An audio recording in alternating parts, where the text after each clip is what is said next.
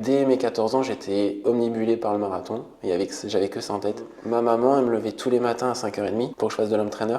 Je suis complètement à part de ce que les autres peuvent C'est faire. marginal la Oui, pratique. complètement. Ouais. Mais Ce que je fais sur route, il y en a qui le font sur d'autres terrains et qui sont hyper populaires, hyper balèzes, hyper forts. Et j'ai toujours en tête le parcours de Jim Wemsley en fait. donc tu as gagné en marchant. T'as été en marchant. On retiendra ça.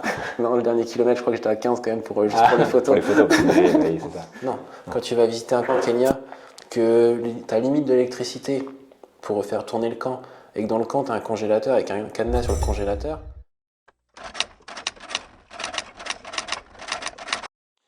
Salut à tous, premier épisode sur la chaîne et aujourd'hui nous sommes en Normandie, je dis pas de bêtises. C'est Guillaume qui nous accueille chez lui, qui nous fait l'honneur de nous accueillir chez lui alors que nous sommes la veille de Noël, donc merci beaucoup. Guillaume Ruel, que vous connaissez sans doute, coureur de 100 km du team Salomon. Guillaume, je te laisse te présenter.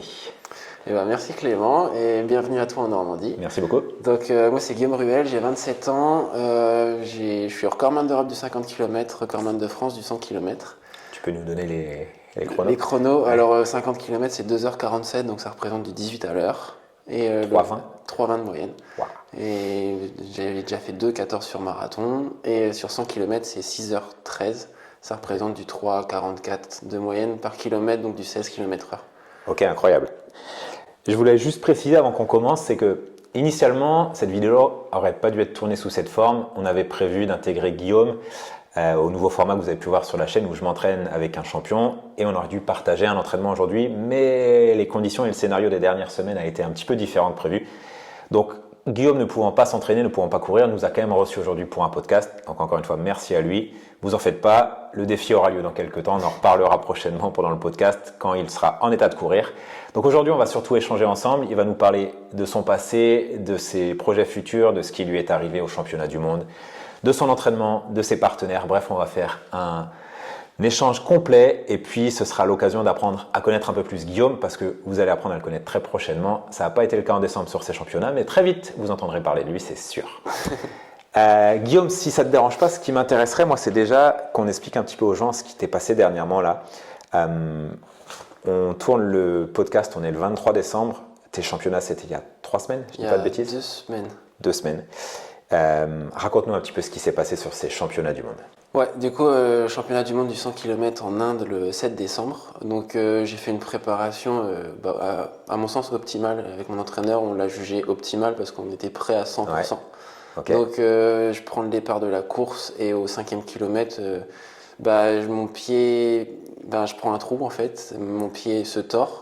Faut préciser que c'était en Inde. C'était en Inde, ouais. Et le fait que tu prennes un trou, c'est parce que la route, elle était… C'était parce que la route était assez déformée. Okay. Et en fait, à ce moment-là, j'étais dans le groupe de tête avec les 3 autres japonais. On était 4 en tête, mais vraiment détachés de tout le monde. On était entre favoris, on va dire. Et à ce moment-là, il y a des chiens errants en Inde, en fait. Sur le parcours? Sur le parcours, ouais. En fait, les animaux sont un peu sacrés là-bas, donc ils leur disaient pas grand-chose. D'accord. Et du coup, il y avait un chien errant qui était sur le parcours, qui était à gauche de la route, en fait. Et on savait pas trop s'il voulait traverser la route, pas traverser la route. Il zigzaguait un peu, le chien. Et au dernier moment, il a décidé de traverser. Et en fait, nous, on a fait un mouvement de groupe où on a tous décalé un pas à droite, on va dire. Et il y avait un japonais qui était à côté de moi, il a failli tomber, il a trébuché. Je me suis demandé comment il a fait pour pas tomber. D'accord. Et moi, du coup, un pas à droite, du coup, mon pied est tombé dans un trou. Et du coup, la cheville a un peu tourné. Okay. Et c'était un tendon, c'était sur le pied où j'avais un tendon qui était déjà un peu fragilisé, un tendon d'Achille. Donc au début, j'ai pas senti trop de douleur. Ça, c'était au 5e kilomètre. Et au fur et à mesure des tours et au fur et à mesure des kilomètres, j'ai senti la cheville qui commençait à gonfler, le tendon qui répondait plus trop. Dans les côtes, j'arrivais plus à relancer. Et donc au 52e kilomètre, j'ai dû m'arrêter. J'étais en 3e position encore, alors que, à mon sens, j'avançais plus trop. Et ça veut dire que physiquement, à part ça, t'étais bien, tu te sentais bien? Ouais, je me sentais vraiment bien. Il faisait assez chaud, mais j'avais prévu l'entraînement en conséquence pour être prêt à la chaleur. Au niveau des sensations, j'étais bien, à part à cette cheville-là, quoi. Et donc j'ai dû arrêter et j'ai fait des examens complémentaires en rentrant en France, une IRM, des rendez-vous à la médecine du sport avec mon ostéo, avec mon kiné. Okay. Et donc en gros, j'ai des multiples fissures dans le tendon d'Achille à droite. C'est la course qui te les a provoquées ou c'était déjà là? J'avais une petite tendinite à droite, mais latente depuis plusieurs années parce que j'ai une déformation au niveau du calcanéum et du coup ça crée des frottements. C'est un syndrome d'Aglund que je me suis déjà fait opérer à gauche. Et là, du coup, le fait qu'il y ait des micro-fissures, mais nombreuses, et en fait, à droite, maintenant, là, je vais devoir me faire opérer comme du syndrome d'Aglund que j'ai déjà eu à gauche, je vais me faire opérer à droite, donc dans tout pile un mois. Probablement quand la vidéo sortira. C'est ça. Et Vous après, penserez à Guillaume. et après, du coup, je partirai en rééducation. Mais c'est une opération qui est pas bénigne, mais c'est pas une très grosse intervention. La dernière fois, quand je l'avais eu, ça avait duré. Je vais te poser une question qui intéressera peut-être pas la communauté, mais en tant que kiné, ça m'intéresse. Ils te font quoi comme opération? C'est un peignage du tendon? Non, en fait, c'est une chirurgie micro-invasive. Ouais. Donc, en fait, ils font un point à droite, un point à gauche. L'arthroscopie. Voilà, sur l'arthroscopie. Ils vont fraiser juste le calcanéum. Donc, en gros, ils vont raboter le calcanéum. Ouais, ok. Ils vont nettoyer à l'intérieur tous les petits morceaux d'os qui vont être fraisés. Ils vont refermer les 2 points. Et au niveau de la bursite, etc., ils vont enlever l'inflammation. D'accord, ah oui, donc ils ne vont pas réparer le tendon, ils vont enlever la contrainte du tendon. C'est ça. Ok, et c'est entendu. pour ça que la convalescence est ultra rapide, parce qu'en fait, au bout d'une semaine, je peux remarcher sans béquille. Au bout de 10 jours, je peux refaire du vélo. Et au bout de 2 semaines, je peux refaire du renfort, vraiment plus. Ok. Et une reprise sur tapis en haltère-G, donc sans gravité, enfin en réduisant la gravité à peu près à 5-6 semaines. Donc, ok, super. Donc j'espère refaire mes premières foulées dehors en nature début mars. Tu vois. Début mars. Donc au printemps, on te retrouve sur des semaines Strava à 200 km, qui seront des semaines de reprise pour toi. J'espère. Et à l'été, on te retrouve sur des podiums. C'est l'idée. Ouais, en tout cas avec du plaisir et pas de douleur, ce sera déjà bien. Ok, excellent. Bon voilà, ça c'était pour mettre à jour un petit peu les championnats du monde et donc le fait qu'on soit assis aujourd'hui et pas en train de courir. Ce qui m'arrange parce que si vous avez regardé un peu l'épisode précédent avec Pierre Roland, qui est un cycliste, autant suivre Pierre en course à pied n'a pas été compliqué, sans prétention. Et voilà, si Pierre, tu écoutes ça, je te le dis de manière très amicale. Autant Guillaume, pour l'anecdote, quand je l'ai contacté, il m'a dit « Ok, pas de souci, ça va être cool, on se fait un entraînement, mais on va faire un truc tranquille. » Je lui ai dit « Non, mais je suis un coureur amateur. » Et ce à quoi il m'a dit « Non, on fera un entraînement facile, on fera 10 km endurance fondamentale et 10 km allure sans borne, tu m'avais dit. Et son allure sans borne, tu me l'avais dit à 3,30. Ouais, 3,30, 3,35. Ouais. Ce qui est globalement, pour ceux qui ont quelques références, ça correspond à 35-30 au 10 km. Voilà, donc à titre d'information, si on avait dû faire un petit défi aujourd'hui, ça aurait été une forme de pression pour moi. Je venais comme un coureur en compétition. Donc finalement, ça me laisse quelques mois de préparation pour m'attaquer à Guillaume et réfléchir à un défi un peu plus adapté pour moi, donc c'est très bien. Donc merci pour la mise à jour Guillaume. J'aimerais un petit peu comprendre qu'est-ce qui fait qu'un jour tu te mets à courir et tu te retrouves à faire des 100 km parce qu'on va pas se le cacher, c'est quand même pas une discipline très populaire. Elle le devient mais c'est pas quelque chose qui est très pratiqué. Comment toi, rappelle-moi ton âge? 27 ans. Comment à 27 ans tu te retrouves à être le coureur français numéro 1 de 100 km? Qu'est-ce qui t'a amené à faire ça? C'est quoi ton parcours de coureur jusqu'à aujourd'hui? Ok, moi j'ai commencé la course à pied à l'âge de 10 ans. J'étais chez mes parents et on est allé dehors avec mon frère, il avait son vélo. Et moi j'ai dit à mon frère, j'ai 10 ans donc je vais faire 10 km à pied. Donc on a fait le tour de la maison et nous, le tour de la maison il fait 10 km tout pile. Mais très vallonné chez mes parents. Et donc mon frère m'avait suivi à VTT. Et on avait fait je crois 1h ou 1h05, quelque chose comme ça. Mais peu importe le temps en fait, j'étais juste super content d'avoir fait la course. Enfin d'avoir fait le tour de 10 km. Ah tu t'en rappelles à ce point-là? Ouais. Okay. Donc ça c'était assez sympa. Et ouais, je pense qu'à 10 ans, il n'y a pas beaucoup de petits garçons qui courent 10 km comme ça sur un coup de tête. Surtout de nos jours. Ouais, surtout de nos jours. Ouais. Et donc l'histoire elle a un peu commencé comme ça parce que aussi j'ai mon papa qui faisait de la course à pied sur les longues distances, donc 100 km, même 24 heures. Il a fait 5 sélections d'équipe de France sur 24 heures. Donc 24 heures. Tu parles de ça dans les années. Dans les années 2000. Papa dans les années 2015-2020, donc il vient juste d'arrêter sa carrière. Ah oui, ok, c'est pas si vieux. Mais par contre avant il s'entraînait et en fait à chaque anniversaire il faisait le nombre de kilomètres de son âge en fait. Ah c'est lui qui t'a donné cette ouais, idée. Donc en fait à 40 ans il faisait 40 km, à 50 ans 50 km et du coup moi je me suis dit à 10 ans je vais faire 10 km. Et donc ça a commencé un peu comme ça. Après avec le sport scolaire, je me suis vite orienté vers la course à pied avec le cross-country. Parce que de base, je faisais du sport co, plutôt du foot. Après, je me suis mis au tennis. Ça m'a pas trop plu, tous ces sports-là. Et donc, je me suis rapidement tourné vers la course à pied, que je voulais toujours faire. Et que mon père m'a toujours dit tu feras de la course à pied, tu feras de l'athlétisme, mais prends ton temps, vois un peu ce qui existe un peu ailleurs. Ok. Ah oui, c'était pas le papa qui lui-même étant coureur a voulu Non, t'y non, mettre. non, pas du tout. C'était une image que tu as voulu copier, mais c'était ta dynamique de le faire. Ouais, c'est ça. Et même moi, j'ai pris Intéressant. une licence en club d'athlé avant papa, donc c'était assez drôle. D'accord. Ah oui, ok. Donc j'ai commencé la course à pied comme ça, et après, quand tu es jeune, tu fais de l'athlétisme en général, tu fais de la course, des sauts, des lancers. Ouais. Moi j'ai vite compris que la course c'était ce que j'aimais. Les lancers, non? Pas ton truc? Bah non. Surprenant. Non, c'était pas mon truc les lancers. Les sauts j'aimais bien, mais bon, je n'étais pas très performant, Ok, et ouais. forcément après on prend du plaisir, on est performant aussi quand on est jeune. Ouais. Donc je me suis vite orienté vers la course à pied, et puis je me suis vite orienté vers le 3000 mètres en minime, parce qu'on fait du 3000 mètres maximum. En cadet, on peut faire du 10 km, donc j'ai fait du 10 km dès que j'ai pu. En junior, on peut faire du semi, j'ai fait du semi direct, et etc. etc. J'ai D'accord. toujours fait les distances les plus longues que je pouvais à mon âge. Ok. Et je faisais du sport course à pied plaisir à peu près jusqu'à mes 14 ans. Parce que j'adorais courir, j'adorais être dehors, j'adorais être tout seul à courir aussi. J'étais très introverti et très solitaire quand j'étais plus jeune, j'avais pas vraiment de copains tant que ça, et j'adorais être dehors et à me défouler tout seul en courant. Et en 2012, mes parents m'ont amené, on allait voir les Jeux Olympiques à Londres. Ah, attends, 2012, tu avais. J'avais 14 ans. Oui, t'étais un jeune. Ouais. On est allé aux Jeux Olympiques à Londres. On a vu le 50 km marche et le marathon homme. Donc c'était le jour et le lendemain en fait. Donc il y avait une atmosphère incroyable à Londres, un peu comme il y a eu à Paris. Et du coup, étant normand, nous c'est juste à côté Londres. Enfin, c'est pas très loin en fait pour s'y rendre. Ouais. Et là, du coup, je me suis rendu compte qu'en fait, la course à pied, j'aime courir à pied. C'est ma passion. Mais maintenant, j'ai envie que ça devienne quelque chose où j'ai envie de performer. D'accord. Parce que voir les athlètes, par exemple, voir Yoann Diniz marcher sur le 50 km marche, ou voir les 4 marathoniens français, les 3 marathoniens, je crois, ou 4, je sais plus combien c'était, je crois que c'était 3.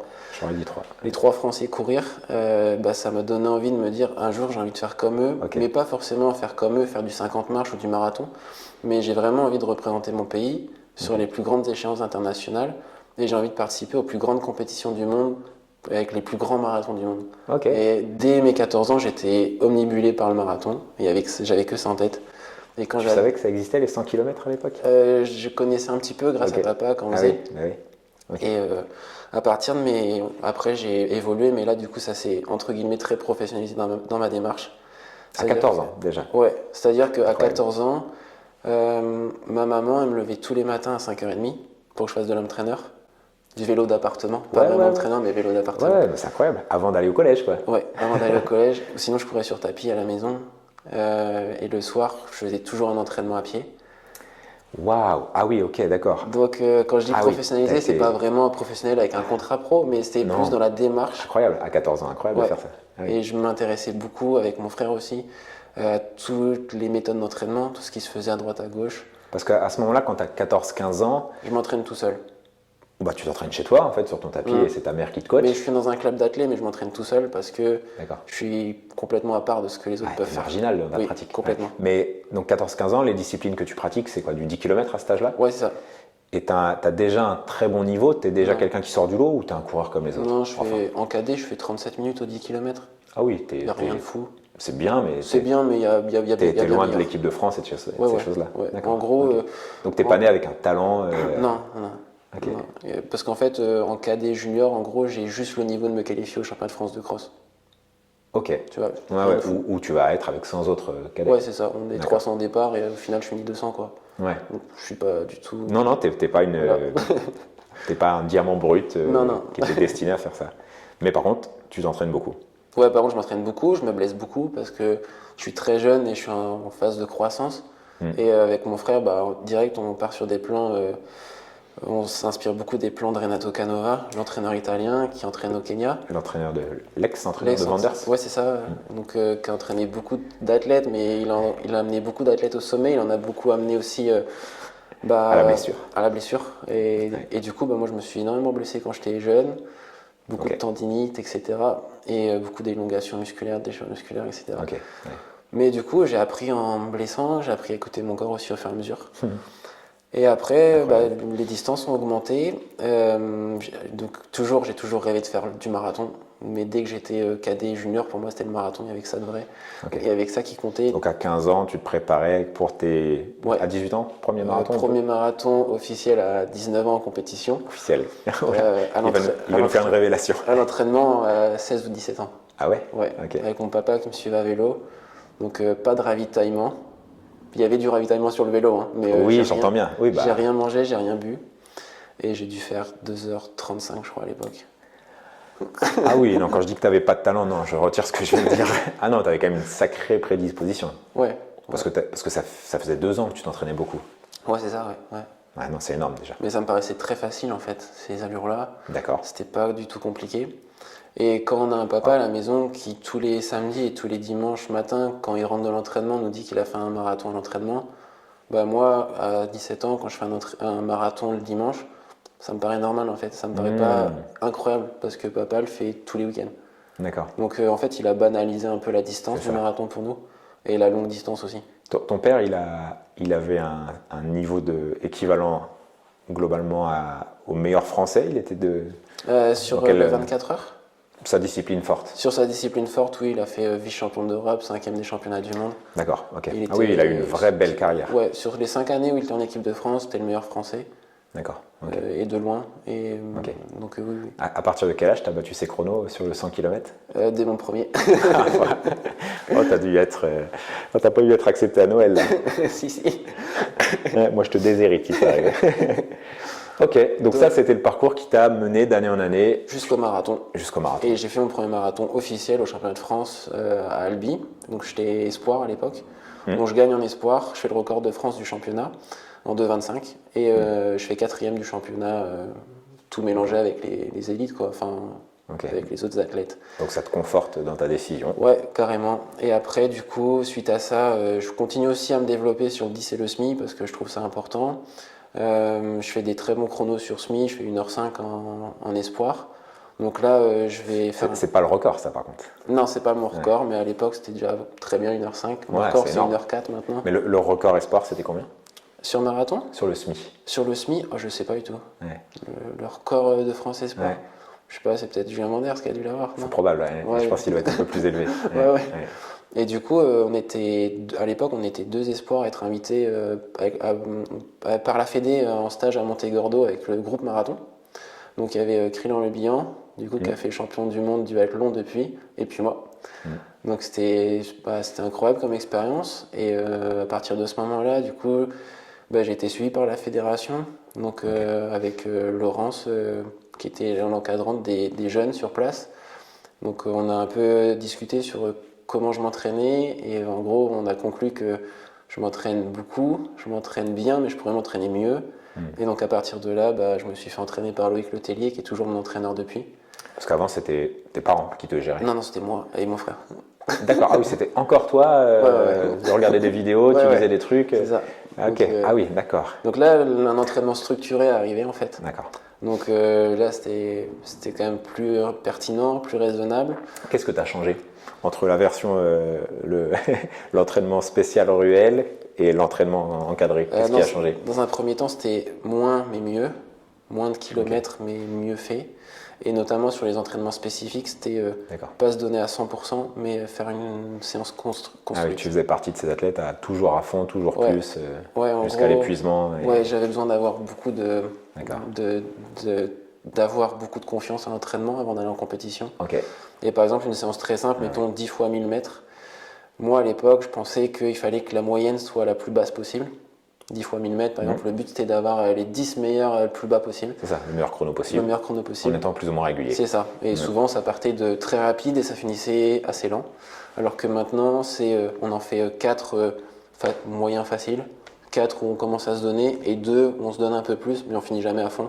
Ok, Donc, allure 10 à la rigueur. C'est ça. On voit un peu plus que l'allure 10, mais en gros, c'est très bien structuré maintenant et du coup, ça me permet d'enchaîner les séances et pas de me blesser. Ouais.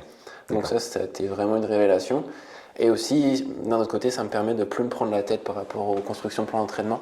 Parce qu'avant, je cogitais beaucoup, même pendant l'entraînement, à me dire, ok, j'ai 10 fois 1000 mètres, mais est-ce que j'en ferai pas 12, est-ce que j'en ferai pas 15, est-ce que j'en ferai pas 20, Quelle récup? Quelle récup, ouais, je me sens bien, je vais peut-être repartir tout de Oui, suite. tu veux dire la charge mentale de réfléchir, tu l'as retirée. Ouais, c'est ça. Ouais. Donc avec Ok, Loïc, incroyable. j'ai fait de gros progrès sur des distances courtes, type 10 semi. Ok. Et après, bah, du coup, la période Covid est arrivée. Moi, je me suis fait opérer du talon gauche. On a préparé plusieurs marathons. Je me suis blessé, j'étais malade, donc je n'ai pas pu les faire. Et on arrive du coup au mois d'octobre 2021, où là, en gros, j'enchaîne deux compétitions qui se passent très mal. Les France de 10 000 mètres que j'abandonne parce que je me blesse à l'ischio. Et après les France de semi-marathon où j'abandonne au 3e kilomètre alors que j'avais le 4e chrono désengagé, je crois. Parce que crise allergique et je fais beaucoup d'allergies. Waouh! Ah oui, la série noire. Ouais, la série noire. Wow, ok. Alors que je descendais de 4 semaines à Font-Romeu où c'était très très bien passé.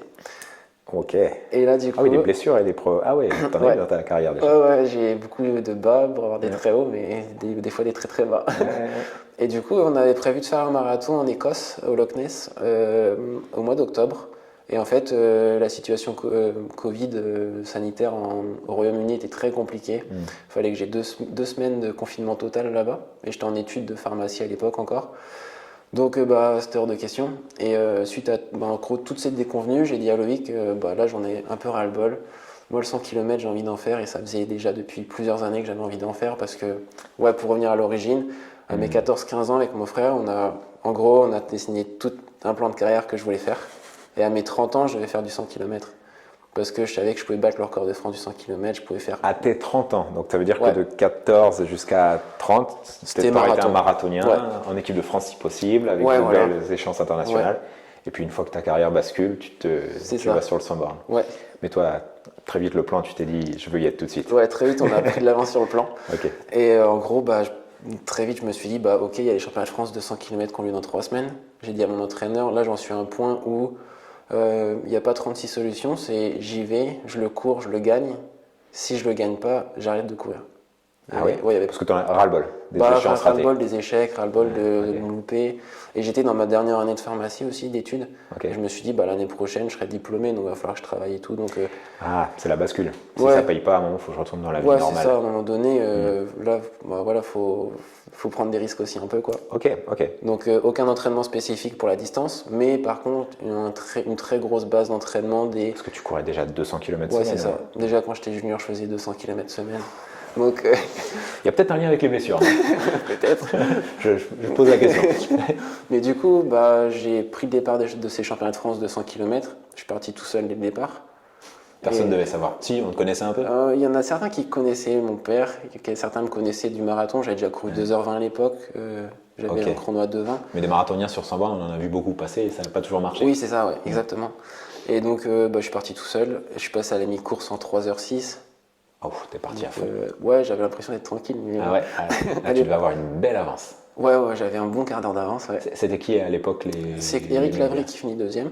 Eric Lavry. Et donc, plus un coureur de 24 heures, lui. Ouais, c'est ça. Ouais. Donc on se retrouvait sur le 100 km, moi marathonien, lui 24 heures, puis on se retrouve sur 100 km. Oui, il pensait que tu allais exploser, qu'il pourrait te récupérer. Ouais, c'est ça. Ouais. Et donc au 70e kilomètre, ça allait encore assez bien. Et là, du coup, sur le bord du parcours, il y avait Pascal Fétizon qui était à vélo, donc le recordman de France du 100 km de l'époque, qui l'a fait dans les années 2000, en 2000 je crois d'ailleurs, le record de France, et en 6h22 ou 23. Et en gros, j'étais sur ses allures du record de France. Et là, il me dit, le 100 km, c'est maintenant que ça commence, bon courage, tu vois, en gros. Et là, dans ma tête, c'était très très dur parce que là, j'ai directement l'allure, elle a chuté. Je me suis dit, ça va devenir un enfer. Et tu penses que ce qu'il t'a dit a eu un impact sur toi? Ouais, complètement. Parce que moi, je me sentais complètement fougueux, c'était super facile. Ah, donc il n'a pas voulu que tu battes son record? Non, je pense que c'était bienveillant, tu vois. C'était plus pour me dire, sois concentré maintenant parce que c'est maintenant que ça joue. Un peu comme sur un marathon, si tu te dis, c'est au 30e que ça commence, quoi. Et en fait, le 100 km, là, en gros, il me disait, on est au 70, c'est maintenant que ça a commencé. Et tout ce que tu as fait, genre, peut-être que dans 2 km, ça va s'arrêter parce que tu vas plus pouvoir mettre un pas devant l'autre, quoi. Donc, j'ai terminé les 15-20 derniers kilomètres à 11 à l'heure en faisant de la marche-course. Alors que tu étais à 17. Ouais, j'étais à 16 à l'heure avant. Marche-course, carrément. Ouais. En gros, j'en avais ras-le-bol. J'avais tellement d'avance sur le deuxième, je savais que j'allais gagner, que je disais à mon frère... Même en marchant, tu as pu gagner? Ouais. Je faisais 2 km en courant, je m'arrêtais, je marchais 100 mètres. Je faisais 1 km en courant, je marchais 100 mètres. Je savais que ça allait le faire, en fait. J'avais tellement d'avance. Et donc, à l'arrivée, je fais 6h42. et je gagne. Et le deuxième fait 6h57, je crois. Ah oui, t'aurais pu finir en moonwalk. Ouais, D'accord. mais il Ok. fallait juste terminer, quoi. Donc tu as gagné en marchant. Tu as été champion de France en marchant. On retiendra ça.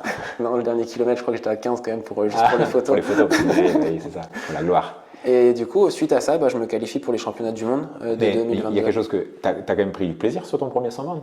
Ouais, en fait, j'ai pris du plaisir, mais honnêtement, c'était un peu un problème de santé. Parce que je me suis vraiment pas donné à 100% mentalement. Parce que D'accord. quand tu arrives à un moment où tu te dis, bah là, je vais courir, je vais marcher, je vais courir, je vais marcher. Ouais. Ok, ça manque En fait, un peu. c'était assez facile, ça me paraissait assez facile. Et à l'arrivée, quand j'ai débriefé avec mon père et mon frère, je leur ai dit, franchement, là, aujourd'hui, j'ai fait 6,42, mais il y aurait eu quelqu'un derrière moi, j'aurais fait 6,35, 6,32, quoi. Parce que franchement, j'ai relâché totalement, je savais que c'était gagné, quoi. Ok, c'est incroyable. Et donc après, tu as Donc, suite à ça- lâché le marathon en tant que discipline. Ouais, discipline phare. Et tu t'es dit, le 100 bornes, c'est pour moi. Le 100 Parce que bornes. t'es bon. Ouais, voilà. Tu t'es dit, il y a un truc à aller faire. Ouais, et là, du coup, je me sélectionne aussi pour les championnats du monde qui ont lieu en 2022. Ouais. Donc, c'est ma deuxième sélection en équipe de France, parce que j'en ai fait une en jeune sur 10 km. Et du coup, là, après, d'un point de vue, on va dire, plus médiatique et d'un point de vue dimension, genre, je rentre un peu dans une nouvelle dimension où j'ai 23 ans, je crois. Diplômé format ou pas encore? Non, pas encore diplômé pharma. J'ai 23 ans, je gagne le championnat de France du 100 km, je suis plus jeune de toute l'histoire à l'avoir gagné. Une discipline plutôt de Une discipline d'expérience, où non, tu as tous les Français à l'époque qui ont 35 ans. Voilà. Tu vois, donc très très jeune. Et à ce moment-là, Ça, c'est fort, ça. du coup, début 2022, je signe un premier contrat dans une équipe sud-africaine, la Nedbank, parce qu'il y a un circuit de course professionnelle là-bas. Ok, marrant ça. Ouais, donc je vais en Afrique du Sud 2 fois pour courir avec eux. La première fois, du coup, c'est en février. Je fais le record d'Europe du 50 km pour la première fois. Donc là, nouvelle dimension, La trajectoire continue. c'est ça. Et donc là, je rentre en contact avec Salomon. Ah, ok, Donc, c'est à partir de là. C'est à partir de là. On rentre en contact au mois de mars et je signe au mois d'août, 1er août. Et le 27 août, je cours les championnats du monde du 100 km à Berlin. Je mène la course pendant quasiment 80 km. Je me fais rattraper, mais tout seul, j'étais à 2 minutes devant les Japonais. Mais là, tu marches pas là. Non, là, je marchais pas là. Là, je pars très vite. Je pars en 2,58 à la mi-course sur les bases du record du monde, largement. Parce que tu as une stratégie offensive. Parce que je me dis que si je fais le record du monde, je gagne la course. Ah, C'est donc aussi simple que ça. Donc tu pars sur les bases du record et tu Ouais. dis C'est ça. je vais tenter de le tenir. C'est ça. Et donc, je me fais reprendre par le premier vers le 75-80e, qui gagnera en 6h13, mais devant tout le monde et bien au-delà de tout le monde. Et je me fais rattraper pour le podium par le 3 et 4 au kilomètre 98. Et là, en gros, je franchis la ligne d'arrivée en 6h19. Je fais le record de France de 4 minutes, mais par contre, je finis 5e. Ouais. Je suis très déçu à l'arrivée, je pleure de déception vraiment. Ah ouais, c'est ça qui prime. Ouais. Oui, mais forcément, le scénario a fait que. Alors que le record, il a duré pendant 22 ans, le record de France. Et c'est un record que j'avais en tête depuis que je suis tout petit. Ok. Et du coup, je suis hyper déçu à l'arrivée. Mais par contre, après, du coup, je pars au contrôle antidopage et je reviens du contrôle antidopage. Et là, j'ai les camarades du collectif qui me disent qu'on est 8 champions du monde par équipe parce que du coup, on était 5 engagés chez les gars. Et c'est les 3 meilleurs chronos par nation qui sont comptabilisés. Donc, on fait deuxième derrière les Japonais. Et là, en gros, ma déception individuelle, elle se retrouve complètement, on va dire, mis au second plan. Parce que collectivement on fait deuxième et là je me suis dit ok, en fait c'est un sport individuel mais là l'émotion elle est collective et c'est incroyable. Tu repars avec le record C'est ça, et vice-champion du monde. c'est quand même pas trop mal. Et à ce moment-là, tu as 25 ans. Ouais, c'est ça. Tu es encore un gamin dans le peloton. Ouais, c'est ça. Ouais. Et je viens juste de signer mon contrat chez Salomon. Et puis à ce moment-là, tu fais pas partie des vrais favoris de la course. Non, Tu es dans les outsiders où tu Ouais, peux faire quelque chose. c'est ça. Le japonais qui gagne, il est favori. Ils sont dans les favoris. Il est censé être meilleur que toi. Ouais, c'est pas... ça. Voilà, d'accord, Ouais. c'est ça. Donc c'est plus. Moi je suis déçu, mais de l'extérieur on peut se dire que c'est déjà une très belle performance. Tu es déçu parce que tu es trop ambitieux. Voilà, parce que, parce que tu sais que tu peux et tu veux que ça marche. C'est ça. Voilà, ok. Et après, je pense que le 100 km, c'est aussi une distance d'expérience. Là, c'était que mon deuxième, donc très compliqué. Donc, suite à ça, je suis diplômé en pharmacie. Je signe mon contrat chez Salomon. Donc, on arrive en 2023. 2023, je fais pas mal de courses, mais surtout une tentative de record du monde au Japon sur 100 km à Tokyo, avec les meilleurs japonais. On passe en très rapide à la mi-course, mais après il commence à faire 36 degrés. Et du coup, moi je fais un premier malaise au 55, je repars. Je fais un deuxième malaise au 70, je veux repartir et on m'arrête. Et du Ok. coup, j'abandonne au 70. Et les gars, ils abandonnent au 45, au 75 et au 91. Waouh. Et donc, Ah ouais, l'hécatombe. personne n'a réussi le record. Pourtant, on était bien parti pour faire le record. Ok.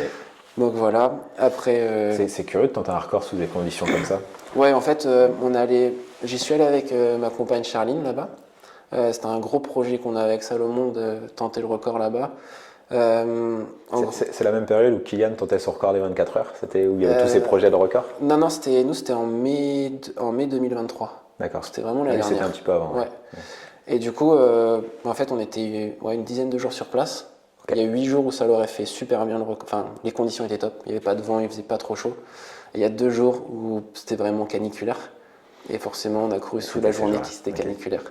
Et avec les garçons, enfin avec les Japonais, on a discuté, savoir qu'est-ce qu'on voulait faire ou pas. Est-ce qu'on voulait toujours tenter le record? Parce qu'on savait qu'on connaissait les conditions Ah, qu'on ça allait a été avoir. même une question de participer ou pas. Ouais, ouais. En fait, les jours d'avant, on a échangé entre nous, savoir si on partait pour le record du monde ou pas. Et eux, c'est des Japonais, donc il y avait pas de question en fait. C'était on part sur le record et on voit ce qui se passe. Et moi, je suis pas allé à Tokyo pour juste faire un record de France. Ouais. Donc, si j'y étais au Japon, c'était pour tenter le record Ok. et au moins le tenter, même si on le fait pas. Donc, on a tenté tous et on a tous échoué, Tout mais on a match. tous tenté. Vous en êtes rapprochés. Ouais. À l'heure actuelle, le record n'a pas bougé. Le record, il était battu la semaine d'avant en 6h05. Il y a un Lituanien qui est C'est très ça, fort aussi. il l'avait fait la semaine d'avant. Je ne veux pas écorcher son Alexander nom. Sorokin. Sorokin, voilà, merci. Et c'est toujours lui le recordman. C'est toujours lui actuellement. Et il est en combien exactement? 6h05, 30 et quelques, je crois. Ok, c'est une question que je voulais te poser, je vais te la poser maintenant. 6h05, donc le record sera battu prochainement dans les années à venir, je te souhaite de le battre. C'est quelque chose que tu as en tête toujours, je suppose, mais peut-être pas le seul. Tu penses qu'à un moment on va réussir à passer sous les 6 heures? Ouais, Ouais. je pense qu'on va passer Ça représente quelle allure, 6 heures? 5h, 59 secondes. 3,36 au kilomètre. 3,36. 36 minutes au 10 km, 10 fois. 10 fois, ok. Ok, et ça, tu penses que c'est une histoire de quelques années? Oui. Actuellement, il y a des gens qui seraient capables de le faire dans de bonnes Oui. conditions, avec une bonne densité. Mais actuellement, on est 3 ou 4 pour le faire. L'équipe des Japonais et toi? Non, et Sorokin, probablement. Non, l'équipe des Japonais, un Toi. copain hollandais et puis moi. Ah, tu penses que l'actuel détenteur peut pas descendre plus? Non. D'accord. Non, Ok. Ah, je c'est pense curieux. pas. Je pense qu'il est plutôt sur une phase décroissante de sa carrière. D'accord. En termes ok. de vitesse, parce que pour lui, le 100 km, c'est de la vitesse. C'est ça que c'est un coureur de 24 heures Oui, aussi, lui. c'est pour ça. Exact. Je pense qu'il n'a pas beaucoup de marge par rapport aussi à sa gestion de course du 100 km. D'accord. D'accord. Il a. Ouais. Je pense qu'il ne peut pas courir vraiment beaucoup plus vite en fait, alors que Hmm. nous, les Japonais, Pete et puis moi, on peut aller beaucoup plus vite en fait. Ok. Ok. Ce que tu entends par là, c'est que lui, il a un meilleur chrono que toi sur le 100 km, mais que si tu l'affrontes sur un 10 km, il n'y a pas photo. Ah oui, il a fait 2,25 au marathon, c'est son record. Donc, Ah oui. Ah oui, c'est marrant donc. en fait, C'est vraiment la croisée des Ouais. 24 heures et des coureurs plus rapides Ouais. qui se retrouvent. tout à fait. Et puis en fait, je pense que lui, il a optimisé Très fort. vraiment à 100% son 100 km. Il a quel âge, Il cet a- athlète? Je pense qu'il a la quarantaine facilement. D'accord, ok. Ouais. Autant pour moi. Ok. D'accord, donc lui, il est forcé de regarder son record disparaître un jour. On s'entend très bien. Ah ouais, On ok. échange beaucoup. Et suite à ma blessure, il m'a dit que le seul point positif, c'est qu'il pourra garder son record quelques mois de plus. Ok. D'ailleurs, je pense à ça. Qu'est-ce qui fait qu'à un moment, vous vous retrouvez, vous, coureurs de 100 bornes, à courir en Inde sur une route trouée avec des chiens errants? C'est que la fédération internationale, qu'est-ce qui lui prend de vous emmener là-bas? Surtout que l'Inde, tu me dis si je me trompe, mais c'est pas une terre de coureurs. Non, Qu'est-ce que vous faites là-bas? Ça sort d'où ça? je sais pas, c'est de la politique, non? C'est Je ce sais qu'on pas, je te appelle de pose la question. politique. Oui, mais autant en foot, on t'envoie en Arabie Saoudite parce que l'Arabie Saoudite, je pense que d'un côté politique, géopolitique, elle met le chèque et ok. Ouais, ouais. J'ai du mal à comprendre que l'Inde s'intéresse aux 100 km. Je sais pas, qu'est-ce que toi t'en penses? Ça sort d'où ça? Vous avez été surpris quand on vous a ouais. dit ça? Moi, quand j'ai eu l'annonce, j'étais surpris, j'étais déçu. Bah, tu m'étonnes. Parce que, en fait, Je t'ai dit les conditions vont pas être réunies pour aller vite. conditions météo pas top. Presque ta santé, la pollution, tout Ouais, ce qui va avec. exactement. La Ouais. pollution, l'alimentation sur place, on avait peur d'être malade. Heureusement, personne n'a été malade. C'est ça. L'eau sur les ravitaillements, ils nous donnaient à la fin des gobelets et on savait pas si c'était de l'eau potable ou pas potable. Ça, c'est chaud. En C'est fait, fou. il y a plein de facteurs que tu dis, même le parcours, comment il est tracé. Pendant la course, en fait, on était sur un circuit de 5 km. Tu avais des scooters et des véhicules qui circulaient en même temps. La Genre, route était ouverte. Bah, la route était théoriquement fermée, mais les gens passaient. Actuellement, elle a été ouverte. C'était hyper dangereux. C'était un En peu fait, n'importe quoi. ça fait un peu penser à une organisation de course de quartier Ah ouais, mais pour même un en, 100 km même en officiel. France, les routes barrées sont barrées. Tu laisses pas passer les voitures. Enfin, Ouais, il y a toujours un petit peu. un ou deux filous C'est qui ça. passent. Mais là, c'était vraiment tout le temps. Ouais, Enfin, d'accord. c'était aberrant. C'était hyper dangereux. Ok. Fou. Donc, non, c'était assez fou. Franchement, même sur le parcours, tu avais des petits dodanes qui n'étaient pas signalés. Tu as au moins une dizaine de coureurs qui est tombé, qui étaient ensemble, quoi. D'accord. C'était n'importe quoi. Après, hors du parcours, c'était très bien organisé, la logistique était très bonne. Mais moi, je pense Ok, que c'est j'entends plus ça. pour faire de la com pour la ville, de la com pour le pays. Je sais pas. Parce que c'est l'I2AF qui gère ça? C'est Ça fait partie de cette grande fête internationale? c'est Ou c'est à l'IAU. part? L'IAU, d'accord. Ouais, donc en gros, tu as World Athletics et Ouais. l'IAU, c'est le département à dire longue distance de D'accord, World donc Athletics. Ok, donc ça peut s'expliquer peut-être par ça. Ouais, après, bon, par exemple, en 100 km, il y a un championnat du monde tous les 2 ans. Et il y a un championnat du monde un championnat d'Europe tous les 2 ans, mais du coup En décalé? en décalé. Et par exemple, les championnats d'Europe, il n'y en a pas eu depuis 2016, je crois. 2018, quelque chose comme ça. Donc en fait, déjà, rien que Quelle pour trouver. raison? Bon, Bah, rien- Covid 2020, ok. Ouais, pour trouver des organisateurs, en fait, c'est Ah, très il est là le compliqué. problème. Et en fait, par exemple, l'IAU, en fait, ils demandent un budget qui est démentiel pour organiser quelque chose comme ça. Par exemple, les championnats du monde de 24 heures 2025, ils auront lieu à Albi en France. Ouais. Pour connaître un peu les organisateurs, pour échanger avec eux, bah en fait, c'est un budget monstrueux. D'accord. Parce qu'en fait, ils doivent faire venir plein de monde, du monde entier, quasiment à leurs frais. Et en fait, ils n'ont pas de frais d'engagement, ils n'ont pas tout ça. Donc il faut que ce soit la ville, C'est ça. le département, ville, la le région départ, qui c'est gère, ça, ouais. enfin qui y participe. C'est pas du tout rentable. Ce ça. qui, ce qui me fait encore poser la question de comment l'Inde a pu s'offrir ça. Parce que payer un cachet quand tu es en France avec tes euros, ça va, mais en Inde, avec le prix de la vie là-bas sur place. Ouais, après, J'ai du mal à comprendre. on était à Bangalore, c'est un peu la Silicon Valley de l'Inde, tu vois. Ah, d'accord. Et du coup, c'est, on va dire, une des villes assez sympas quand même de l'Inde, tu vois. Ok. Elle est très en développement, donc je sais pas, je pense qu'il y a peut-être un peu de tout ça. Un mélange Ok, de tout. bon, surprenant. On sait déjà où auront lieu les prochains? Non, toujours pas. Il y a des tendances qui sortent ou pas encore? Non, je sais pas du tout. Ok. Tu vas suivre ça avec intérêt, je suppose. Ouais, forcément. Ok. Guillaume, j'aimerais que tu nous parles un peu de ce que représente pour toi, pas actuellement, une trame, une dynamique de ta semaine d'entraînement. Qu'est-ce que c'est? Je crois le savoir, mais j'ai envie que tu m'en parles. On est lundi matin, le réveil sonne, c'est parti, tu es en phase spécifique de ton 100 bornes, qu'est-ce que ça donne? Ok, bon, là, en période spécifique de 100 km, Et le réveil, il sonne à quelle heure? le réveil, il sonne à 5 J'ai une heures. anecdote là-dessus. Il m'a dit, Clément, quand est-ce que tu viens pour le podcast? Je lui ai dit, bah écoute, lundi matin, je suis disponible. Il me dit, bah viens quand tu veux, je me lève à 5 heures. Il se lève à 5 heures alors qu'il ne s'entraîne pas. Ouais. Et je me suis dit, on n'est pas fait pareil. Bah, Donc, pardon, je t'ai coupé. Là, je me suis levé à 5h ce matin parce que je voulais m'entraîner avant que tu viennes. Et sinon, le réveil, il sonne toujours à 5h59. Parce que tous les matins, quand je me 6 lève, heures, non, c'était pas bien. 5h59. c'est comme ça, tous les matins, je vois 05:59 affiché. Et je Ah, sais pourquoi je me wow. lève. Et c'est le chrono que je vais faire sur 100 km. C'est excellent. J'adore. Ok, donc 5h59, lundi matin, tu te réveilles, la semaine commence. Ouais, comme tous les jours, même le dimanche, c'est 5h59. Ouais, la semaine, elle commence. Et en général, la semaine, elle est assez simple. C'est en gros, tous les jours, il y a 2 entraînements à pied. Sauf le dimanche, il n'y en a que un. Donc un le matin, un le soir. Et en fin de matinée, il y a toujours un 3e entraînement, on peut appeler ça. Soit de la mobilité, soit du renforcement, soit de l'home trainer en conditions de chaleur. Ok. Donc en gros, c'est du volume facile un peu tout le temps. On va dire le lundi, souvent c'est 20 km le matin, 10-15 km le soir, 20 km à 4 kg en général le matin.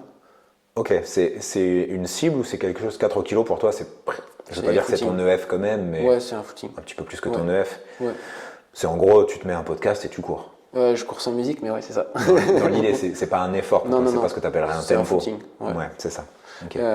Après, le mardi, souvent, je fais une séance de côte, mais côte assez courte, genre Ok. 30-40 Ah ouais, secondes. intéressant, tu fais ça. Ouais, parce qu'ici, je m'entraîne en plaine mais à plat surtout. Il n'y a pas beaucoup de dénivelé ici, on est au niveau de la J'ai eu mer. l'impression qu'il y avait des petites bosses dans les villages. Ouais, dans les villages, mais ici, t'es au niveau de la mer. Ah oui, il y toi, a- près de la mer, oui. Ouais, Ok. par exemple, je fais 10 km en entraînement, j'ai 30 mètres de dénivelé, tu vois. Ce qui est bien pour toi. Oui, c'est parfait. Ouais. Mais du coup, le 100 km, il y a quand même une dimension endurance de force et force à avoir. D'accord. Donc en fait, tout ce que je fais pas en footing, le dénivelé naturel, on va dire, on essaie de le faire sur des côtes. D'accord. Donc aussi pour travailler différentes qualités. Et c'est plus Excellent. une séance de côte pour préparer la séance du lendemain en fait. C'est en fait, au lieu de faire des lignes à plat, on fait des lignes en côte. Donc Ok. c'est assez intéressant. Le mercredi, souvent, c'est double seuil. Donc on va dire un premier seuil le matin où on travaille plutôt sur du SV1, donc sur du 3,15 kg, quelque chose comme Ok. ça. Sur des fractions de 1000 mètres par exemple. Après, au volume global de la journée, on fait quand même 45 km. Et le soir, on fait potentiellement 20-25 fois 400 avec 30 secondes sur une 10, une 12 au 400. Oui, Allure 10, à ce peu qui est près. confortable pour toi. Ouais. Le double seuil, ça fait très penser à la culture norvégienne, ça. Ouais, là, on l'a intégré assez récemment D'accord. parce qu'on cherchait des nouveaux axes de progression, des choses qui m'intéressent aussi et où je prends du plaisir. Et ça, vraiment, c'est des efforts où je prends beaucoup de plaisir parce que tu es dans le contrôle et le 100 km, c'est une course où il faut savoir être en contrôle. Donc, il y a tout un intérêt à être là-dedans. Ok. Donc ta semaine, si je résume, je me trompe pas, 2 entraînements par jour en course à pied, sauf le dimanche. Donc en Ouais. fait, ça te fait 13 entraînements à pied par Ouais. semaine. Ça doit représenter 250 au moins. Ouais, en spécifique, ouais. On Les- est à les grosses 250 et on aime Voilà. 295, là, je crois que j'ai fait max. Ok, un gros 250 de moyenne, donc plus de 1000 bornes par mois. Ouais. Avec du renfort, du vélo, de la mobilité, de la proprio et tout ce qui va autour en petit complément fin de matinée. Et tu dors de temps en temps, tu manges un peu ou pas? Ouais, je fais une sieste tous les après-midi pendant 1 à 2 heures. Ok, Et je fais des collations, j'en fais 4 par jour, plus les 3 repas de la journée. d'accord, ouais, Donc, ok, je passe mon temps à courir, manger, dormir. c'est ça. Ouais. Et puis le soir, tu termines à ton dernier entraînement, tu rentres chez toi, il est fin d'après-midi, début de Ouais, soirée. j'essaie de rentrer finir tous mes entraînements vers 19h30 parce que Ok. ma compagne elle rentre à 19h30 et Ok, en gros, comme un cadre qui rentre de son boulot. c'est ça. T'es peut-être un peu plus fatigué. Ouais, mais c'est de la bonne fatigue. Et puis petite soirée tranquille, Ouais, c'est coucher ça. tôt Ouais. et rebelote. C'est ça. Ok. Et en gros, la suite de la semaine, en gros, pour faire simple, c'est jeudi sortie longue avec un peu d'allure 100. On fait à peu près 40 km. D'accord. Donc souvent on fait un C'est quand même marathon des grosses quasiment. séances. Ouais, en fait c'est plus pour éponger le double seuil. Ça paraît bizarre d'y faire ça. Ouais, c'est une vraie, ok. Le vendredi, souvent on fait pareil, on fait double footing assez long. Et le samedi, on dynamise un petit peu, soit par des 30-30, soit par des. Ouais, c'est pas très très compliqué. Et le dimanche, c'est la sortie longue. Et là, la sortie longue. Je serais surpris de ce que c'est une sortie longue pour toi. Maximum, c'est 60 km. Wow. Ok. Ça, c'est très spécifique à 3-4 semaines de ta course. Ouais, c'est ça. Et minimum, c'est 40 km. D'accord. Et après, souvent, on fait des jeux d'allure parce que sinon, je m'ennuie assez vite. Dans la sortie longue? Ouais, parce que sinon, on s'ennuie assez vite quand même. Tu m'étonnes. Donc, en gros, je travaille sur un bloc de allure 100 km à peu près. Et après, on commence à accélérer au fur et à mesure. On rentre des blocs marathon, un peu allure spécifique marathon. Et donc, en gros, ça sort souvent des marathons avec des temps de passage en 2h30 et des 50 km aux alentours des 3 heures. Mais avec des variations d'allure. Et ça, c'est assez intéressant. Ok, donc tu travailles presque l'allure du Ouais. record du monde à chaque fois. L'allure moyenne du record du monde, mais des variations d'allure. Avec des variations d'allure. Quand tu dis on, ton entraîneur il t'accompagne sur les courses? Non, en fait, Sur je les dis sorties? toujours on parce que c'est soit mon frère qui m'accompagne à vélo, soit il m'accompagne à pied. Et c'est Parce que ton frère c'est un super coureur aussi. Ouais, il a couru le marathon en 2,25 et le 100 km en 7h02. Ouais, j'ai vu ça. Ouais. Donc, ouais, on s'entraîne pas mal ensemble. Et moi, je dis souvent on parce que pour moi, c'est un sport d'équipe, parce que c'est mon entraîneur qui me planifie tout. Après, on débriefe ensemble. Mais la majeure partie du temps, t'es tout seul. Ouais, quand tu cours. 60% du temps, je suis tout seul et sinon, je suis accompagné de mon frère. Ça, c'est la problématique quand on est un trop bon coureur. Tu peux pas demander aux gens de courir avec toi. Alors, C'est compliqué pour eux. Ouais, mais d'un autre côté, le 100 km, t'es beaucoup tout seul aussi. Donc, c'est quelque chose. T'as l'impression que ça te renforce de courir tout seul, ou au contraire, t'as pas l'impression de lâcher parfois des cartouches mentales qui pourraient être utiles le jour de la course? Je trouve que les deux sont complémentaires. M'entraîner tout le temps tout seul, ça serait compliqué. M'entraîner tout le temps en groupe, ça serait aussi compliqué. Peut-être. Et quand je m'entraîne avec d'autres coureurs, ce qui m'agace par-dessus tout, c'est quand ils respectent pas l'allure, dans le sens où ils veulent toujours qu'on aille plus vite, Ah, Non, ça, par donc, exemple, je te rejoins tout à fait là-dessus. moi je leur dis on fait, je sais pas, 1 heure à 12 à l'heure. Enfin, moi honnêtement, ça me va un 12 à l'heure en footing, c'est très bien. C'est Tu le vois. plan. 5 au kilo, c'est très bien, c'est de l'endurance fondamentale, on est parfait. Là, c'est épongé la séance. Ouais, voilà. Et en fait, parce qu'ils pensent que j'ai un niveau supérieur au leur, et en gros, il faut être à 4,30 quoi. Parce que sinon, je vais m'ennuyer, ça va pas aller assez vite pour moi. Alors que moi, c'est 5 au kilo, c'est très bien. Ils veulent te montrer quelque chose. Ben, Peut-être montrer qu'ils sont, ouais, je sais pas. légitimes d'être avec toi. Oui, voilà, mais pourtant, il n'y a pas besoin. Moi, quand je fais Mm. courir avec ma copine, on a 5,30, c'est très bien. Ouais, Ça me va ouais. très bien. Bah, tu sais, pour le commun des mortels, c'est une allure déjà correcte. Oui, oui, mais c'est ça. Ouais. Du coup, c'est pour ça que j'ai un peu de mal des fois à m'entraîner en groupe parce que quand les allures sont pas respectées ou quand ça part un peu en vrille partout, j'aime pas Ouais. trop. Ouais, et puis toi aussi, c'est ton travail. Donc Oui, tu peux oui. pas te permettre de commencer à courir à n'importe quelle allure. Oui, et puis par exemple, si je vais courir avec d'autres coureurs qui fanfaronnent un peu et qui vont faire un peu tout et n'importe quoi, moi le lendemain matin, j'ai d'autres entraînements à faire. Donc je peux pas Exact. me permettre de courir à 110% d'entraînement parce que le lendemain, j'ai d'autres entraînements à faire, quoi. Ouais, je comprends ça. Alors Ouais. que eux auront peut-être un repos le lendemain, quoi. Ok. Donc, Ouais, j'entends tout à fait. Donc finalement, être tout seul, au moins, c'est pas être influencé, impacté par ouais, c'est ça. les émotions et les petits délires des autres. Ouais. Ouais. Et puis, bon, vous le voyez pas, mais là, on est quand même dans une zone qui est assez rurale. Il n'y a pas une forte densité, donc je ne pense pas qu'il y ait une forte densité de coureurs qui peuvent te tenir. On va être Non. tout à fait honnête. Si tu vas au club d'athlètes du village, il y en a un ici. Il y en a un pas très loin. Et personne ne peut courir avec toi. Non, on peut faire des échauffements ensemble. C'est ça, mais toi, tu t'échauffes et tu pars. Enfin, Oui. je veux dire, ton échauffement, ça représente rien. Oui, oui. J'ai une question. Souvent, dans l'entraînement, avec mes athlètes, je leur dis souvent qu'il faut respecter, c'est très dépendant du format de coureur, si tu es un coureur de 5000 ou un coureur d'ultra trail ou d'ultra endurance, mais le 80-20, 80 de la zone verte et 20% de zone jaune, orange, rouge. Toi, tu sais ta répartition à ce niveau-là? J'imagine que tu suis la data, toi, Ouais. tu connais tout ça. Après, toi, tu es un coureur hors norme, donc je pense que tu n'es pas dans le 80-20. À mon avis, tu dois être un peu décalé. Mais tu as une idée de ça? Je pense que je suis dans le 90-10. Tu penses à ce point-là? Je pense, ouais. Ok. Et honnêtement, la zone, enfin, pour schématiser, la zone rouge, j'y vais jamais. Non, toi, tu n'as pas d'intérêt à y aller. C'est Même- peut-être en phase générale de reprise ou ce genre de choses? Même quand je fais de la phase générale, on va jamais en zone rouge, quasiment pas. Tu le faisais beaucoup avant? Je faisais énormément avant. Beaucoup trop? Et je me mettais en zone rouge dès le début de la séance, quasiment. Ah oui, ah oui, toi, ta séance était rouge là. Ouais. Et maintenant, quasiment plus, quoi. Tout est sous contrôle maintenant et tu prends beaucoup de plaisir à l'entraînement quand tu as compris ça. Et tu arrives à enchaîner beaucoup d'entraînements et être constant dans le temps. Et Ça, c'est un message que les gens ont beaucoup de mal à comprendre, c'est assez contre-intuitif. ouais, Bah, t'en fais partie, et toi, t'es l'archétype classique de celui qui a fait l'erreur, qui s'est blessé, qui a pas performé comme il pensait pouvoir le faire, et qui a changé, et qui a compris que ça marchait comme ça. Mais c'est contre-intuitif de te dire que tu vas courir plus vite en t'entraînant moins vite. ouais. C'est difficile à comprendre. Ouais, ça. ouais. Ça, c'est la force du coach de réussir à te le faire comprendre, ou à la rigueur, par l'expérience, de t'amener à dire bah, fais-moi confiance 6 mois et tu verras ce que ça donne. Et toi, tu dois avoir cette sensation de te dire j'enchaîne plus vite, je me blesse moins, et surtout le jour de la course, j'y arrive. Ouais, Tu étais le champion de l'entraînement et maintenant tu es le champion de la course. ouais, bah, j'étais le champion de l'entraînement, plus, ouais. Ah ouais, c'est ça. Ouais. Ah, tu devais être imbattable même. Et même au début, mon entraîneur comprenait pas pourquoi en compétition j'arrivais pas, quoi. Je faisais des séances hors normes. C'est ça. Ah oui, sur le papier, tu avais le potentiel de battre tout le monde. Et... Ouais, par exemple, j'avais le potentiel de courir 29-10 au 10 km à un moment donné, et je faisais 30-30.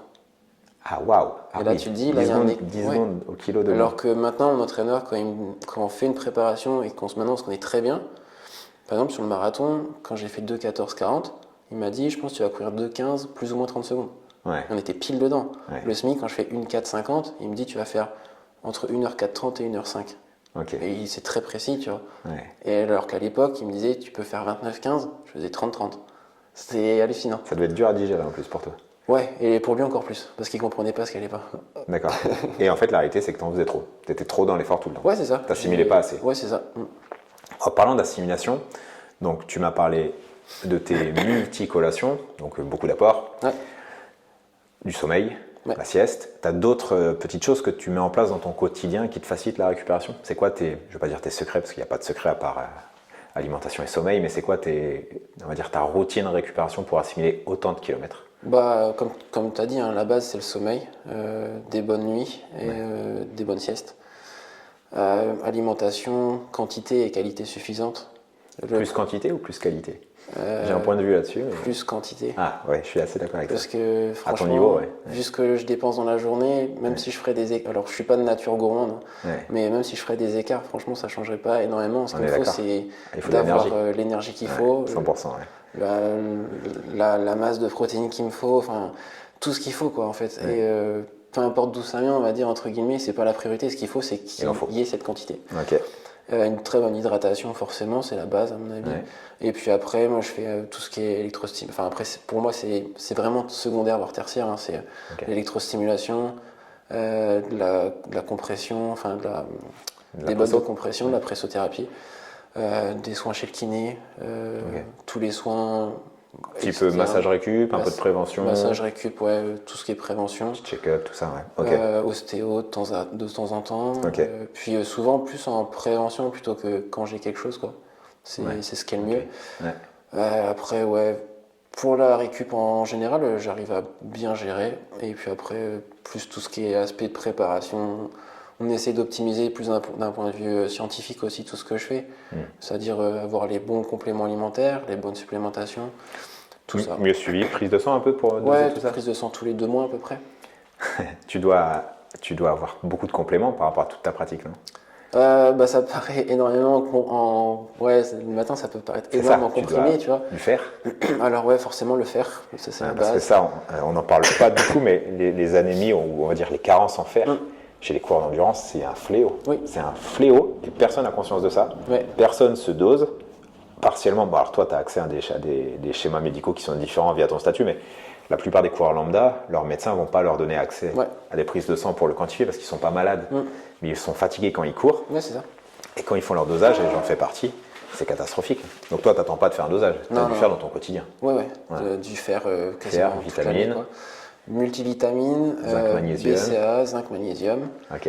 Qu'est-ce que j'ai d'autre? Ben, je crois que c'est déjà pas mal. Non, c'est bien. Tu sais, ça représente pas mal de comprimés déjà le matin. Ça fait une petite c'est ça. C'est comme à la maison de retraite, tu as ton pilulier. Et puis... Ouais, et puis maintenant, du coup, je suis aussi avec la boisson AG1, enfin AG1, qui est vraiment supplémentée comme il faut et qui est assez polyvalente et même qui va même jusqu'à tout ce qui est microbiote, etc. Donc ça remplace tes compléments? C'est en complément. En plus de tes, Ouais. de tes compléments. Ok. Ah oui, donc là, tu as vraiment un ajustement parfait. Ouais. Ok. Et dans l'idée, à l'heure actuelle, donc j'ai bien compris quel était ton objectif, record et champion du monde. Une fois que tu auras accédé à ce statut-là, j'ai aucun doute sur le fait que tu vas à un moment y arriver, parce que là, il y a un contexte extérieur qui t'a repoussé, mais tu es jeune, donc tu as encore des années dessus. Une fois que tu auras enfin réussi cet objectif, qu'est-ce que tu vas viser? On va essayer de se projeter. Tu as 30 ans, donc tu as couru 5h59, tu es champion du monde. Tu peux arrêter de te lever à 5h59, ça y est, tu l'as réussi. Ça va être parce que tu m'as dit que tu avais écrit toute ta carrière sur un papier. Ouais. Une fois que tu as coché ça, c'est quoi la suite?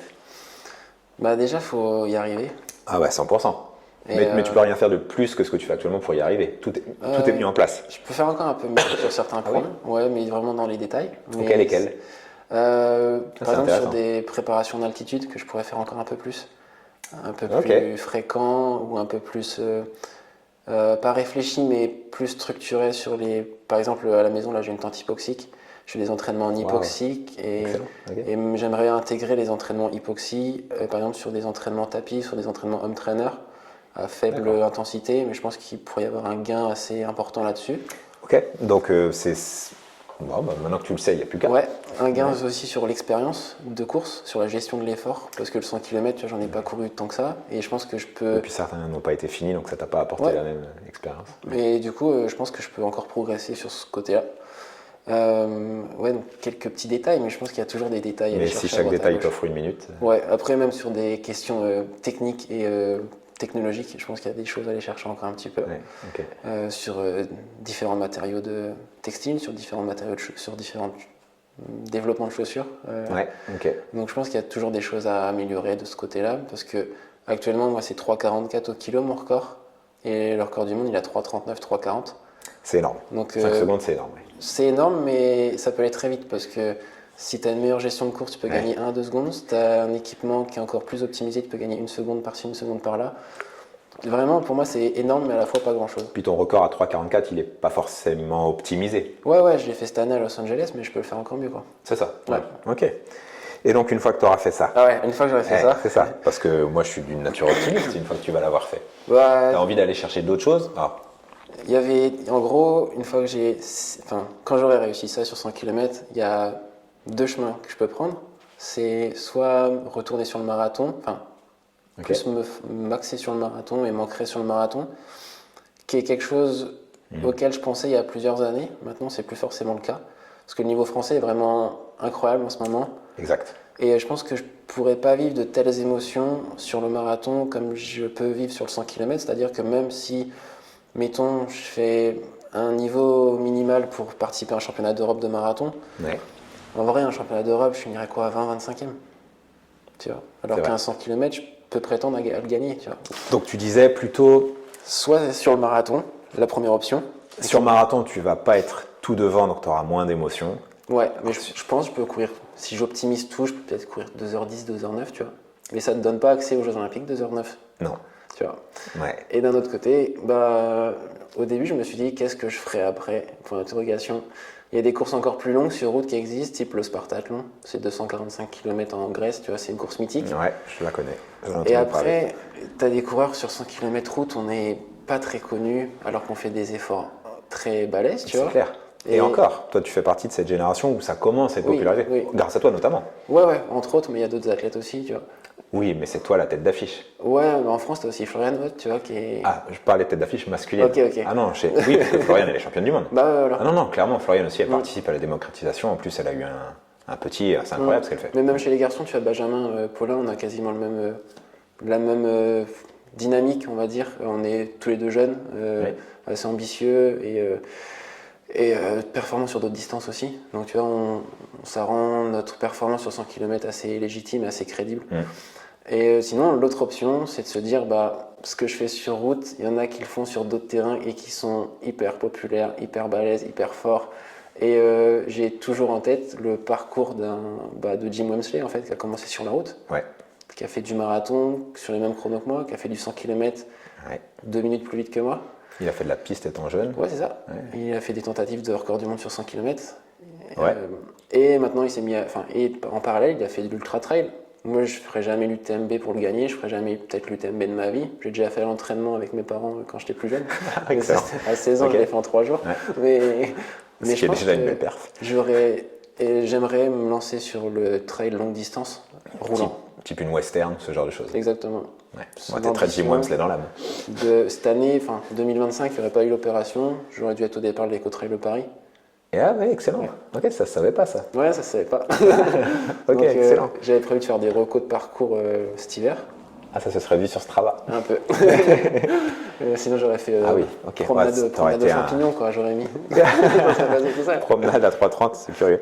Et donc, de base, ça devait passer par là. Du coup, on va retarder un petit peu l'échéance. Ce sera peut-être en 2026, du coup, que je vais commencer là-dessus. Je pensais aussi à une Ultra Vasan. C'est en Suède, la Vasalopette, mais en course à pied. Quoi. Ouais, je vois bien. Donc très roulant. Ouais. Et après partir sur des trails américains, sur le circuit américain avec Leadville. Black Canyon, Leadville et la Javelina aussi dans le style. Ouais, c'est ça. Et le Tunnel Hill aussi, on avait. Je connais bien tout ça. Je courais la Javelina. Ok. Incroyable. Donc c'est un peu ce que j'ai en tête et j'aimerais bien. Alors là, on parle d'une échéance très lointaine et peut-être que finalement je prendrai une autre direction, mais ouais, j'entends. Pacer, là je te demande de te projeter, mais pacer un athlète ou une athlète à la western sur les 60 derniers kilomètres, je crois que tu as le droit à une assistance pacing à partir du 100e jusqu'au 160, je crois. Un tout petit peu avant, ouais. Un peu avant, ouais. En gros, faire la fin de course avec un athlète ou une athlète pour déjà découvrir. Ouais, pour découvrir l'ambiance, pour découvrir le parcours. J'ai pas trop envie que tu me parles de ça parce que j'ai été recalé au tirage là il y a quelques jours. À la western, c'est très compliqué d'y participer. Ouais. Sinon, il faut avoir un golden ticket. Hein. Exactement. Là, tu me charries parce que ça va être beaucoup plus compliqué pour moi que pour toi.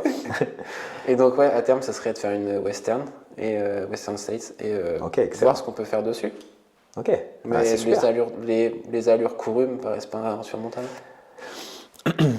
C'est dans ton univers peut-être. Mais c'est vrai qu'une western, elle est très descendante.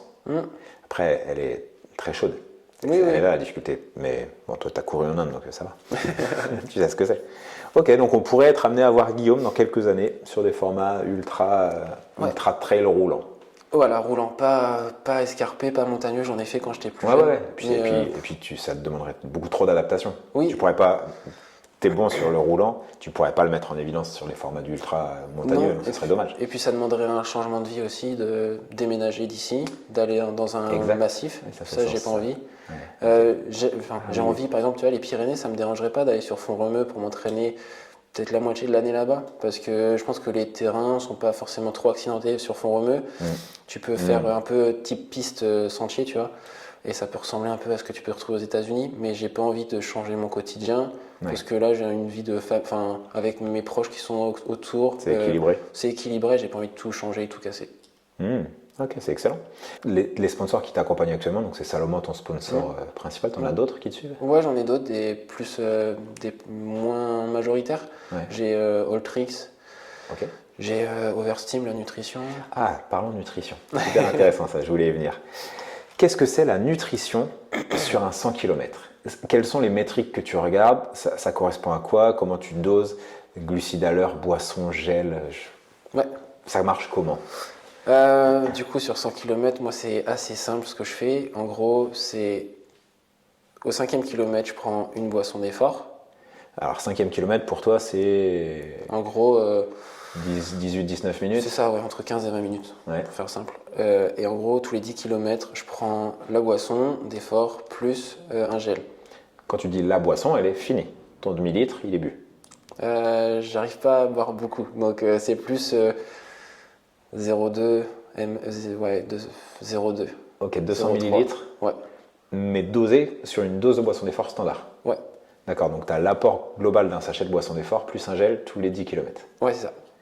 Ça fait 70-75 grammes heure de glucides. D'accord, ok, Ouais. c'est pas tant. Non, non. J'ai Ouais. tenté à plus, ça ne marchait pas. J'ai tenté à moins, ça marchait bien, mais pas sur le long terme. Donc on Tu a t'appelles trouvé. mûr. Ok. Ouais. D'accord, plus t'es inconfortable, t'as des troubles digestifs, t'es pas bien. Plus j'ai tenté à Deauville à tourner à 120 grammes heure. Waouh, J'ai c'est fait pas un plus, malaise. c'est beaucoup plus là. Ouais, j'ai fait un malaise d'hyperglycémie. D'accord, Ouais, oui, ok, clairement. mais 90, non. Moi j'imagine que c'est des questions que tu as déjà soulevées 1000 fois. Ouais, ouais. En fait, après, je m'adapte aussi aux conditions dans lesquelles je cours, la compétition. En Inde, Ok. il faisait chaud, il faisait humide. Donc, quand il fait chaud, humide, tu dilues tes boissons déjà. Tu prends moins de sucre parce que c'est plus difficile à digérer. Tu complémentes en minéraux. Ok, Donc, c'est plus ouais, d'électrolytes. c'est tout un truc à réfléchir autour de ça. D'accord. Et après, quand je m'entraîne au quotidien, enfin au quotidien non, mais quand je fais des sorties longues, au moins 40 km, je me pèse avant, je me pèse après, et je regarde tout ce que j'ai consommé en hydrique. D'accord. Et si j'ai fait des arrêts aux toilettes, etc., je le note. Et comme ça, je vois un peu, je fais une perte hydrique à l'heure. Et je vois en fonction des stratégies que je fais, comment la perte hydrique, en prenant en compte le taux d'humidité et la chaleur environnante aussi. C'est Et pour ça que j'arrive à tout. Ça, je le fais quand je suis sur tapis. J'arrive à enlever pas mal de facteurs qui vont faire évoluer, quoi. Parce que par exemple, là, je fais une sortie longue, il fait 5 degrés, ou je la fais à 30 degrés, ça va être complètement différent. Alors que sur tapis, j'ai tout le temps les mêmes conditions. Je suis entre 28 et 32 degrés, même taux d'humidité. Et qu'est-ce que tu ressors de ces données? Qu'est-ce que ça te permet d'apprendre? Et ben en gros. Est-ce que j'ai assez bu? Est-ce que Combien j'ai de assez- kilos j'ai perdu? Ouais, Donc c'est ça veut ça. dire combien de litres de flotte j'ai perdu? Ouais. Ok, waouh. Tout ça en fait. Un peu. Ok. Et après, Ah, c'est fou. je m'amuse aussi à pousser à l'extrême, tu vois. Par exemple, en termes de nutrition, je m'amuse à pousser à 120, tu vois, ou 120 grammes heure. Ou je m'amuse à descendre à 0 gramme heure, tu vois. Et je vois vraiment, et c'est comme ça que je me rends compte de l'intérêt de la nutrition et que ça soit bien dosé. D'accord. Et pareil, T'expérimentes. en termes d'hydratation, je m'amuse à boire énormément ou pas du tout. Et comme ça, je me dis, ok, on est dans le juste milieu, on est là. Tu dois passer les bonnes séances. Ouais. Soit je passe la Ok. séance aux toilettes, C'est tout le ça, temps c'est monter ça. pour aller aux toilettes, ou sinon, je fais un peu d'hydrate à la fin, quoi. Ah waouh, ok. D'accord. Ah, mais tu t'amuses bien. Tu connais le principe du gut training, je suppose. Rappelle-moi. Gut training, c'est. Bah, je pense que tu le connais, mais c'est un terme qu'on utilise. C'est peut-être une tendance, c'est peut-être une mode, ou c'est peut-être quelque chose qui fait sens. Je sais pas, je saurais pas le dire, mais souvent c'est. Par exemple, tu as un athlète, pas de ton niveau bien sûr, mais un athlète qui va se lancer dans une course de 10 heures et qui ne sait pas se nourrir. Donc on va lui dire, bah, écoute, il faudrait que tu prennes tant de grammes de glucides à l'heure. Après, sous la forme, on peut discuter, mais sur le fond, c'est ça. Il va commencer avec une approche très conservative, on va dire 50 grammes de glucides à l'heure. Je pense que n'importe quel athlète est capable de supporter 50. Et puis il va me dire c'est ok, 60, 65, 70. Le critère numéro 1, c'est être capable de prendre le plus de glucides à l'heure sans trouble digestif, sans inconfort même, on va dire. Et après, il va me dire à 70, je suis limite. Et ben on va volontairement le mettre à 75, 80 très souvent pour entraîner le système digestif à supporter un peu mieux jusqu'à ce que ça devienne ok. Oui. Pour qu'à terme, il soit capable d'absorber le plus de glucides possible.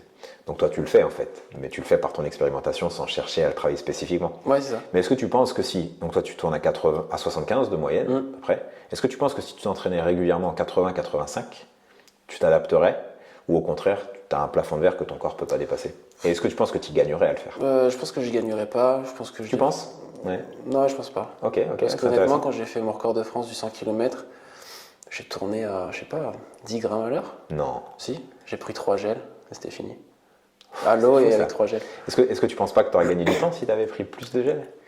Parce que je l'entends souvent cet argument, et c'est un peu on appelle ça le biais du survivant, c'est j'ai fait ça en faisant comme ça, c'est que ça marche. Non mais parce que toi tu as des capacités hors normes, et peut-être que tu aurais gagné du temps en faisant différemment. Ouais. Je me permets pas d'avoir un avis Non, là-dessus non, parce non, que mais sûrement, tu vois, je sais pas, faudrait refaire la course dans les mêmes conditions, savoir ce que ça ce qui raconte. n'arrivera jamais. Mais j'en ai discuté pas mal avec des nutritionnistes, des nutritionnistes, des ils doivent être scientifiques choqués quand là-dessus. tu dis ça. Ouais, mais des fois, il y en a qui ont une approche un peu différente, tu vois. Ok. Ou, Un train individuel? Ouais. Et, ou encore, en gros, des fois, c'est pas parce que tu prends plein de glucides que ça va être pertinent, parce qu'il faut D'accord. savoir l'origine de ton glucide, savoir si tu vas l'absorber ou pas. Ouais. Et aussi savoir si tu vas réussir à l'utiliser comme il faut. Donc par exemple, des fois tu vois aux arrivées des compétitions, t'en as, ils commencent à vomir partout. En gros, ils vomissent leurs gels qui sont pas du tout digérés, tu vois. Donc ils ont pris 80 grammes de glucides, très bien. Tout à fait dans l'estomac, dans le bol alimentaire. Entre les 80 qui sont rentrés et ce qui est passé dans le sang, il n'y a pas grand chose, tu vois. Ouais, donc je pense que tu arrives naturellement à une saturation aussi. Enfin, 3 gels sur 100 bornes, je pense Oui, que tu peux oui, en absorber. là j'avais abusé, mais. Ok, merci, ça me rassure. Mais non, je pense que pour la longue distance, par exemple en ultra trail, sur des efforts de 24 heures, moi je pense que partir sur un schéma de glucides à l'heure, ce serait pas une bonne chose, et pas sur un schéma régulier. Moi je partirais sur un schéma où, pour en avoir discuté avec quelqu'un qui assiste beaucoup certains des meilleurs trailers du monde, il partirait plutôt sur une approche de 10 heures quasiment avec zéro glucides. Et après passer à partir de la 10e heure. Ou plus sur lipides, les 10 premières heures. C'est ça. Et après, sur les 10 dernières heures, passer en glucides. Et là, avoir un boost grâce aux glucides. Ouais. Ou d'avoir une approche beaucoup plus sensation dépendante ou terrain dépendante selon le moment où tu veux mettre une accélération, le moment où tu es plus dans un groupe et tu es plus en. C'est ça. Oui, j'ai entendu ça. Après, ce côté-là, je pense qu'il est très athlète pro-orienté et beaucoup moins adapté au commun des mortels. Ah oui. Mais j'entends ça tout à fait.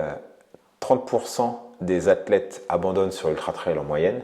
On parle d'ultra au-delà de 40. Bon, l'ultra, c'est ultra au-delà de 40. 30% des athlètes abandonnent et le facteur numéro 1, c'est les problèmes digestifs. Donc c'est vraiment récurrent. Et aujourd'hui, on est quand même dans un univers où les athlètes te vendent la nutrition, c'est leur gros sponsor maintenant.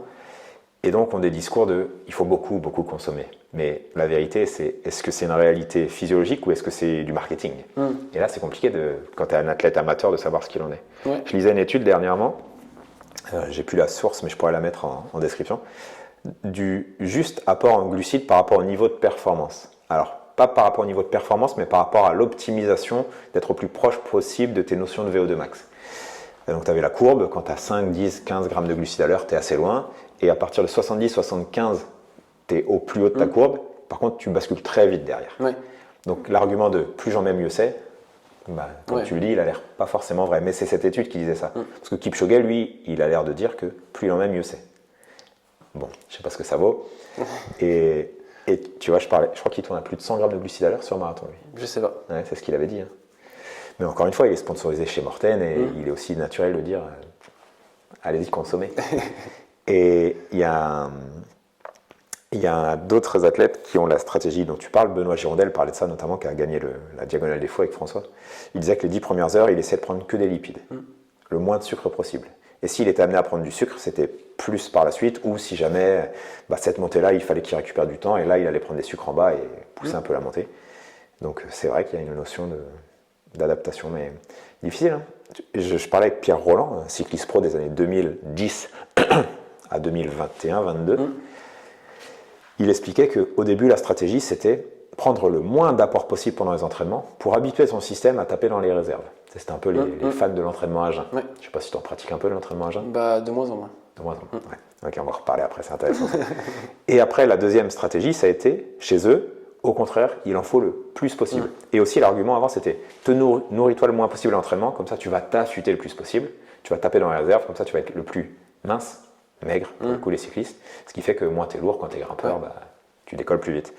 La réalité maintenant, c'est qu'on est revenu un peu ça, il y a un poids de forme, on ne cherche pas à être le plus maigre possible, on cherche à être équilibré. Toi, de toute façon, tu ne cherches pas un poids de forme. Tu cours, tu manges et ton poids, il se régule. Ouais, sauf 2-3 fois par an pour les gros objectifs. Ouais. Mais tu cherches à perdre du poids ? Je cherche à être au poids de forme, vraiment. Mais vu que tu mets du volume en plus, il va descendre naturellement ton poids, non ? Ouais, après. Tu dois quand même aller gratter un petit peu ? Ouais. Ok. On peut toujours. Mais, Ouais, ça veut dire que tu vas pas aller te faire un burger le samedi soir pour te faire plaisir. alors déjà, j'en fais pas de base, mais. Non, en vrai. Ça marche aussi avec la pizza. Je fais en général, sauf là pour l'Inde parce que c'est trop compliqué, mais 2-3 fois par an, je fais le régime dissocié scandinave à l'approche d'une grosse échéance. D'accord. Et je le fais assez poussé, assez fort. Et souvent, le jour de la compétition, je peux faire 3 kilos de moins que tout au long de l'année. Ok. Donc en gros, je peux passer de 62 kilos, que je fais tout le temps, à 59 kilos. Pourtant, t'es grand. Ouais, je suis un 87.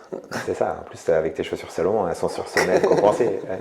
D'accord. Ah oui, donc t'es vraiment pas costaud à l'approche de la course. Tu peux gagner un petit peu comme ça. Après, moi, j'ai déjà expérimenté. Quand j'étais beaucoup plus jeune, je faisais la même taille, je faisais 52 kilos. Ça marchait pas. À 57 kilos, ça marchait pas. À 58 kilos, ça commence à marcher. Ok, c'est juste que ton poids de forme, il est là en fait. Ouais, il est là. En gros, toute l'année, je m'entraîne à un peu plus que 60 parce que sinon, je récupère pas très bien. Tu tombes malade. Ouais, c'est ça. Okay. Et sinon, je me sens pas très bien, je peux me blesser facilement, je pense. Okay. Et pile le jour de la compétition, j'essaie d'être vraiment sur un poids de forme. Ok, entendu. Et donc, imaginons que tu attaques ta course, tu es à 59 kilos. À la fin de la course, tu pèses combien ? Je perds pas. 6 heures plus tard. Je perds pas beaucoup. En vrai, je pense que je suis à, je sais pas, 56, 57. Ok, c'est peu. Ouais. Ok, d'accord, c'est intéressant. Donc ça veut dire que finalement, tu me dis pas boire beaucoup, mais ce que tu bois. En fait, quand je cours, je transpire pas. C'est ça ce que j'allais dire, tu n'as pas beaucoup transpiré. Ouais, ça, c'est un cheat code, ça, c'est un vrai avantage. Ouais, on avait fait une étude avec la Fédé il y a 2 ans, avec un médecin qui était là. On prenait des gélules qui mesuraient la température intracorporelle. C'est des capteurs que tu bouffais ? Ouais, c'était des petits comprimés, il y avait un thermomètre dedans en fait. Ok. Et donc en gros, ça prenait la température. Je ne te demande pas comment tu les rendais après. On les rendait pas. Ça partait tout seul. Okay.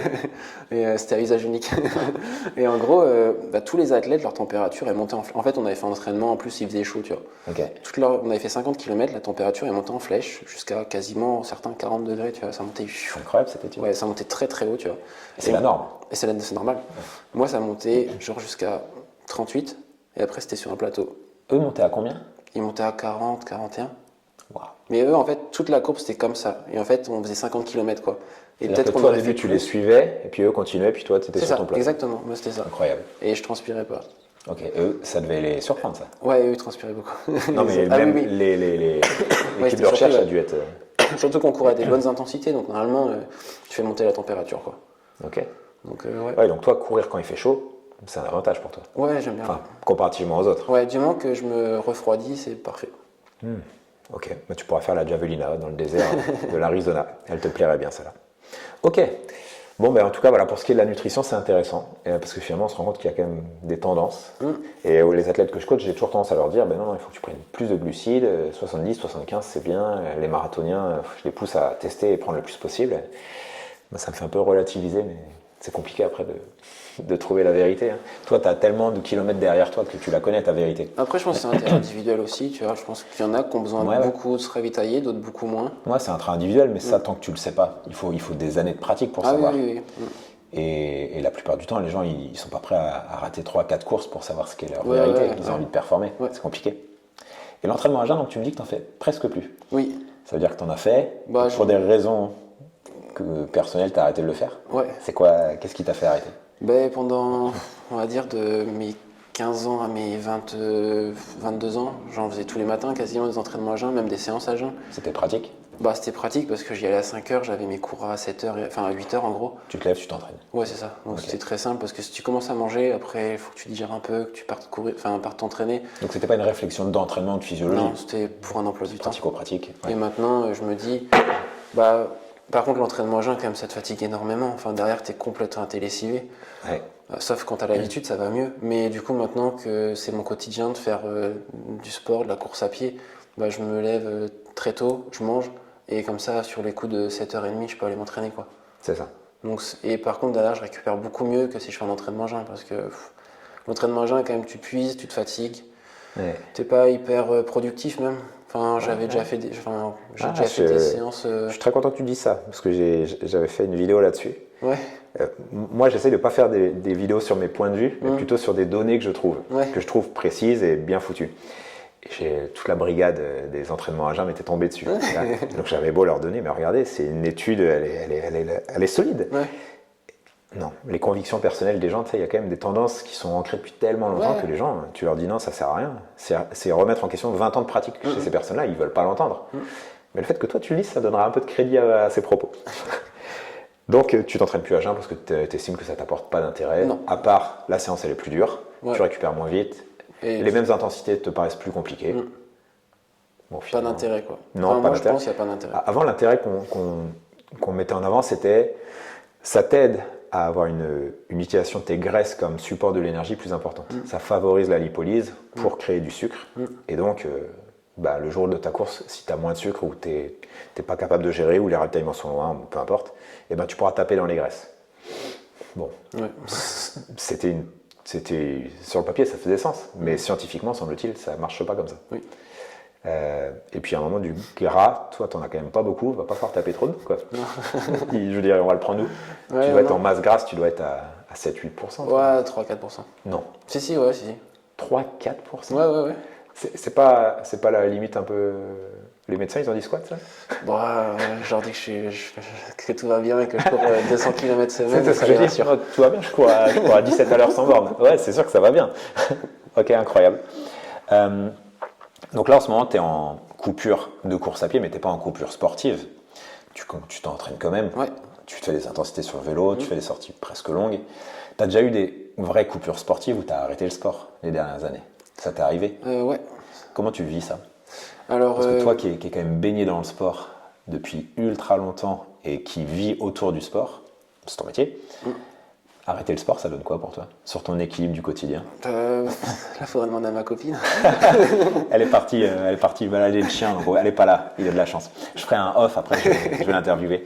Non, parce qu'il y a deux écoles, il y a ceux qui disent chouette, c'est comme si j'étais en arrêt de travail, je vais pas au boulot et c'est cool, et ceux qui me disent je deviens fou si je cours pas. Ouais, si je cours pas, ouais, je deviens fou. Après, là, j'arrive à faire du vélo, du renfort et tout, du coup, les journées sont quand même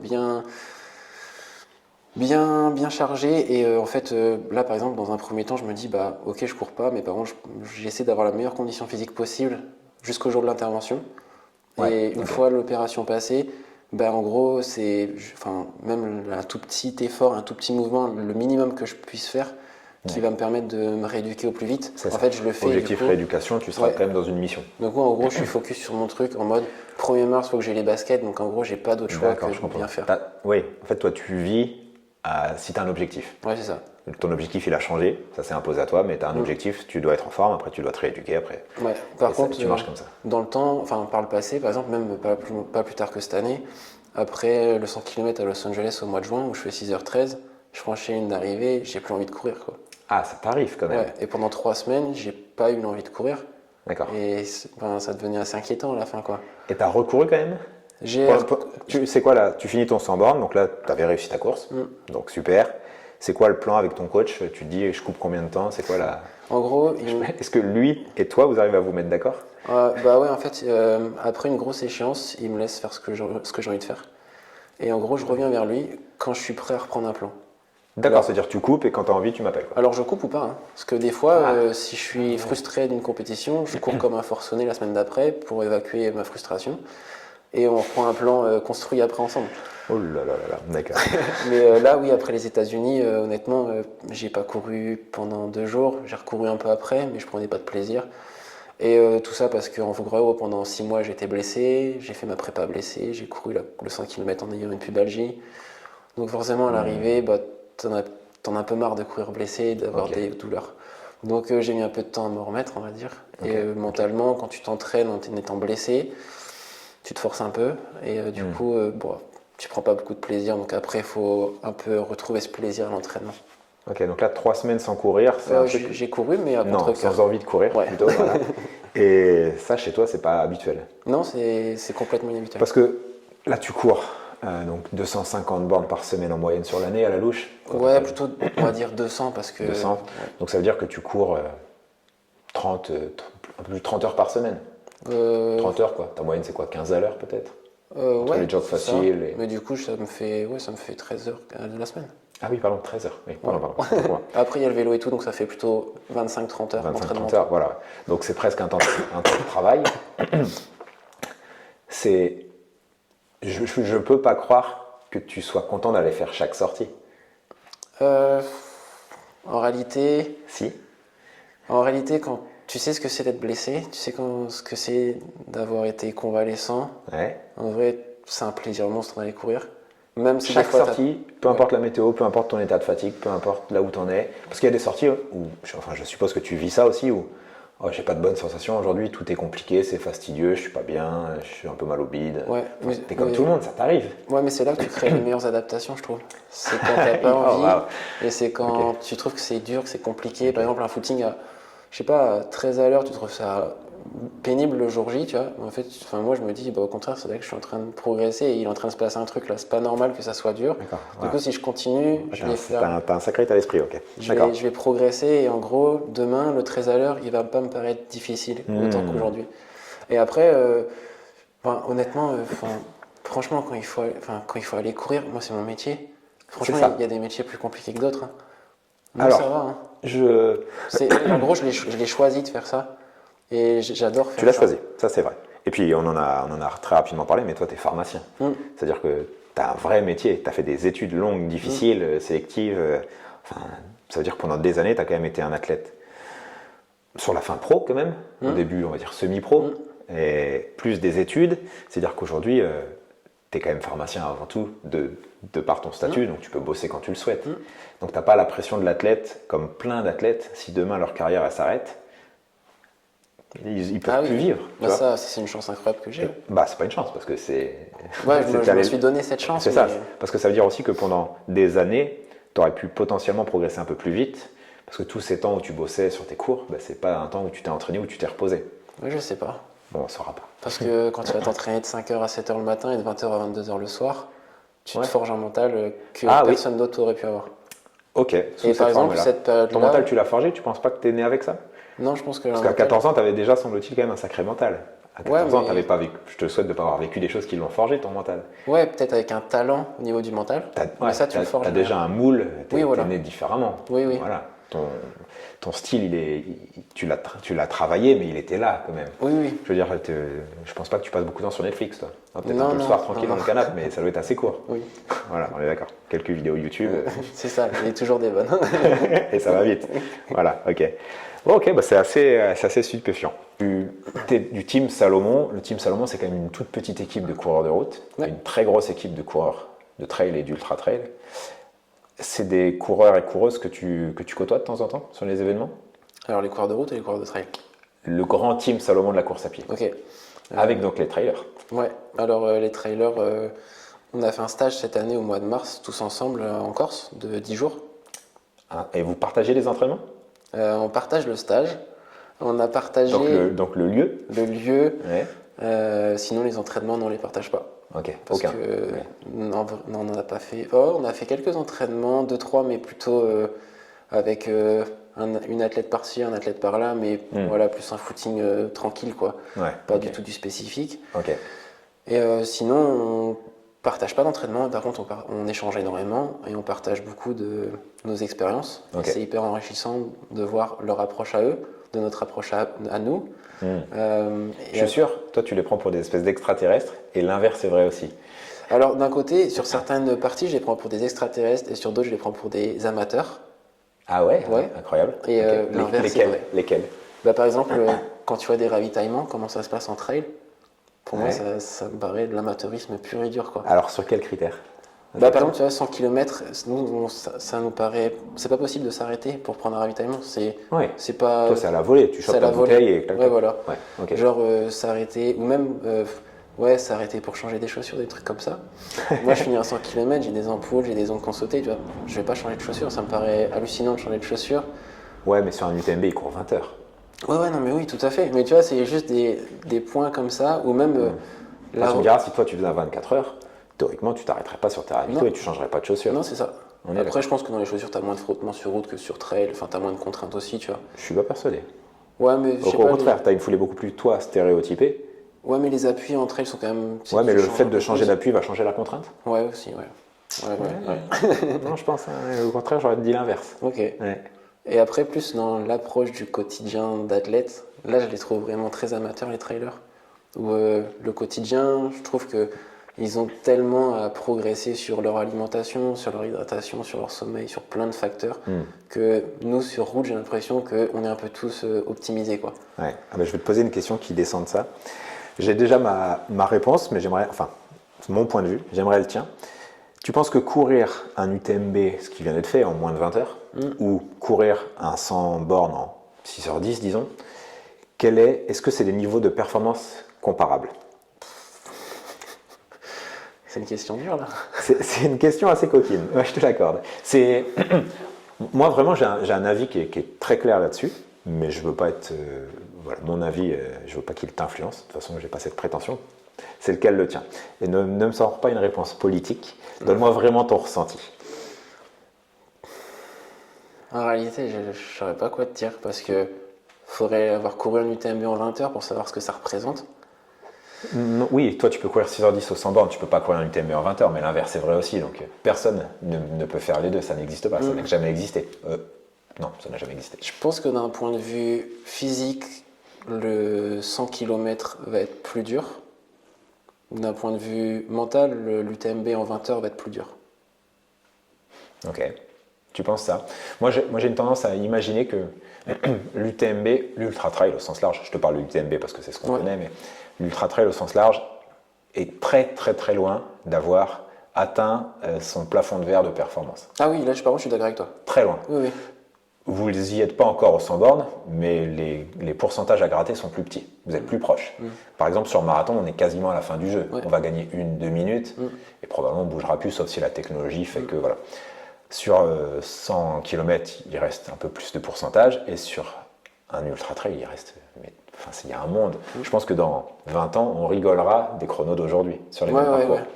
Enfin, on les saluera, mais après, il je n'y aura pense que plus rien à voir. ça se tend à se professionnaliser pas mal en trail quand même. La tendance actuelle, oui. Ouais. Mais c'est ce que tu dis. Ils ont plein de choses à bosser, nutrition, Oui. sommeil et compagnie. Ce qui fait que c'est une manière polie de dire que leurs performances ne sont pas optimisées. Ouais.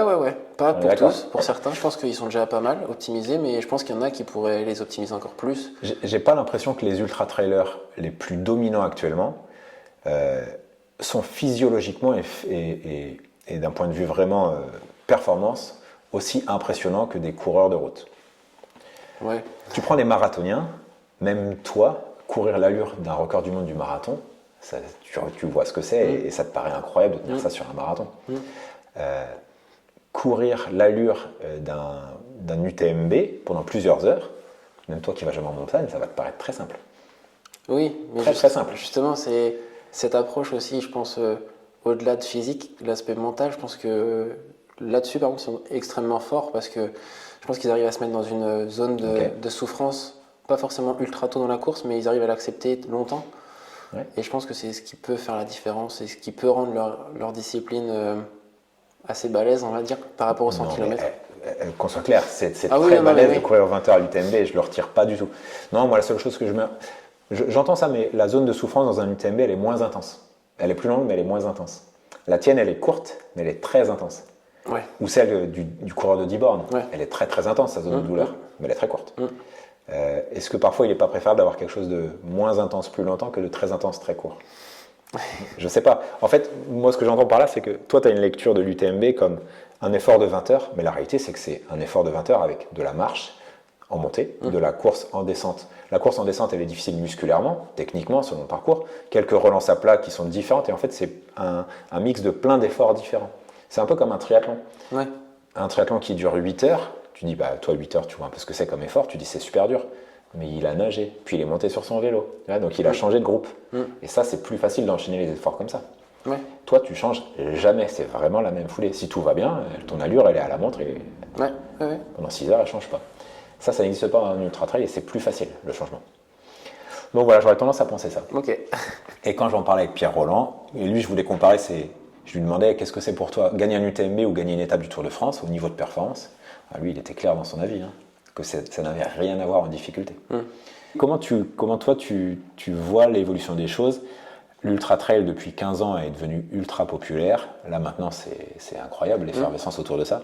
En ce moment, c'est les inscriptions pour l'UTMB et le site, il est saturé tout le temps. Alors que toi, tu restes encore sur une course de niche. Comment tu vis ça? Est-ce que c'est quelque chose qui est facile à vivre de voir qu'il y a une ultra popularité dans le trail et que toi, tu passes un peu à côté de toutes ces opportunités parce que ta discipline, pour une raison que tu ne maîtrises pas, elle est moins populaire? D'un point de vue professionnel, oui. Parce que forcément, tu passes à côté c'est ça, ton de statut gros est pas le contrats, même. de beaux contrats, de visibilité, Exact, c'est de ça. médiatisation. Après, d'un autre côté, par exemple, la question qui vient souvent, c'est pourquoi le 100 km c'est pas olympique? Tu vois. Intéressant. Mais Ça. moi, ça me va très bien que ce soit pas olympique. Ok. Parce que je pense qu'il faut mettre à l'olympisme des épreuves mythiques comme le marathon. Et pourquoi mettre le 100 km? Il n'y a rien d'olympique dans le 100 km, tu vois. Des épreuves mythiques, ouais. On a quand même eu le breakdance, on a eu des choses comme ça. Ouais, forcément. Mais ça reste des disciplines, on va dire, plus niche, comme tu dis. Et moi, ça me va très bien que ça soit comme ça. D'accord. Il n'y a pas besoin que ça soit surdéveloppé. Et après, je pense que le 100 km, ça peut se démocratiser sur route. Après, tu as le facteur, on court sur de la route, on court sur des circuits qui ne sont pas forcément les plus beaux du monde. Ouais. Mais en fait, on court vraiment pour l'effort. Et du coup, je comprends que le grand public n'ait pas envie de faire du 100 km. Et après, c'est pareil, d'un point de vue médiatique, d'un point de vue visibilité, un 100 km, en vrai, faut que tu viennes au 70e kilomètre parce que pendant 70 km, tu t'ennuies. C'est comme une étape du Tour de France, une étape de transition. C'est ce que j'allais dire. En vrai, tu t'ennuies. Sauf que tu n'as pas le sprint à la fin. C'est ça. Donc, de ce côté-là, je comprends qu'il n'y ait pas forcément un attrait énorme, contrairement par exemple du trail où là, tu commandes des milieux naturels. Ouais, mais une Western States, dont on parlait tout à l'heure. Ouais. Pareil, elle se gagne pas au sprint, elle finit de manière un petit peu tempo, il y a des écarts. L'histoire, elle est écrite 1 heure avant. Le milieu naturel, il est beau, mais ça finit dans la vallée en bas. Ouais, mais tu as quand même. Mais pourtant, elle fait rêver les gens. Ouais, mais parce que quand tu vois maintenant avec les cams qui suivent les coureurs et tout, c'est incroyable. Ouais, mais on pourrait faire la même chose chez vous. Ouais, tu t'ennuierais sur de la route. Tu connais la route, tu sais ce que c'est? Ouais, moi je la regarderais, la course. Ouais, parce que t'es passionné. Mais... Ouais, c'est ça. Moi, tu vois, je regarde des fois des trails. Je connais pas les coureurs, mais juste pour la beauté du paysage, tu vois, je regarde le truc. Ok. Et ouais, je pense que c'est plus télévisuel, quoi, tu vois. T'as raison là-dessus, ça c'est sûr. Mais aujourd'hui, les gens parlent un peu d'un jour intégrer le trail aux Jeux Olympiques. Bon, ça se fera ou ça se fera pas dans 4, 8, 12 ans, j'en ai aucune idée. Et pourtant, ça n'a pas du tout l'essence de l'olympisme, le trail. Mais un jour, si ça continue à se développer comme ça se développe, inévitablement, ça rentrera. Comme d'autres sports par le passé l'ont fait, et ça prendra la suite d'autres. Le 100 km, même s'il n'a pas une nature d'olympisme, il pourrait très bien l'intégrer un jour. Et s'il l'intègre, ce sera juste le résultat d'une popularité grandissante. C'est pas quelque chose... Toi, par exemple, il est très probable que dans 15-20 ans, le 100 km soit devenu beaucoup plus à la mode qu'aujourd'hui. Et toi, tu auras déjà quitté cet univers. Tu ne penses pas que être arrivé dans un sport en pleine expansion aurait été une meilleure chose pour toi? Tout à l'heure, tu me disais, je cours les 100 km de France, mais j'avais pas, à l'époque, j'ai pas eu de concurrence. Ça n'arrivera plus dans 20 ans. Bah, j'espère pour la discipline, ouais. Ouais, c'est ça. Ouais. Donc, toi, aujourd'hui, est-ce que tu n'en vis pas un peu ces ultra-trailers qui vivent dans un milieu plein d'opportunités, plein de gros contrats, ils ont forcément un statut que toi, tu ne peux pas avoir. Alors, je ne parle pas de la célébrité, parce que ça, c'est pas forcément quelque chose qui te fait rêver, sinon tu ne serais pas venu vivre ici. Mais ils ont ils ont forcément un contexte qui est favorable au tien. Et encore, toi, tu es entre guillemets, le meneur de la discipline. Donc ça va, tu arrives à te sortir du lot. Mais tu me parlais tout à l'heure de ton collègue, Benjamin. Benjamin, ouais. Ouais. Benjamin, il est moins populaire que toi, moins connu. Ouais. Pourtant, d'un niveau performance, vous êtes Il assez est proche. à un très bon niveau. Ouais. Il a été meilleur français au championnat du monde. Oui, c'est ça, ouais. Lui, il vit de sa discipline actuellement? Non, il vit pas de sa discipline. Voilà. Mais après, il y a la question de est-ce que tu souhaites vivre de ta discipline ou pas. D'accord, ok. Il souhaite pas en vivre?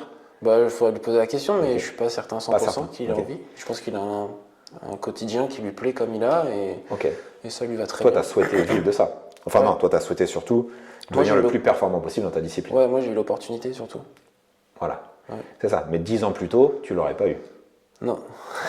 et dans 10 ans, ça aurait peut-être été encore un milieu plus favorable pour toi.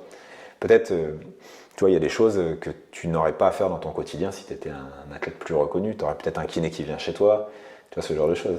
Ouais, maintenant j'optimise tout au maximum. Tu vois, Mais parce que tu l'as fait. Ouais, voilà. Ouais.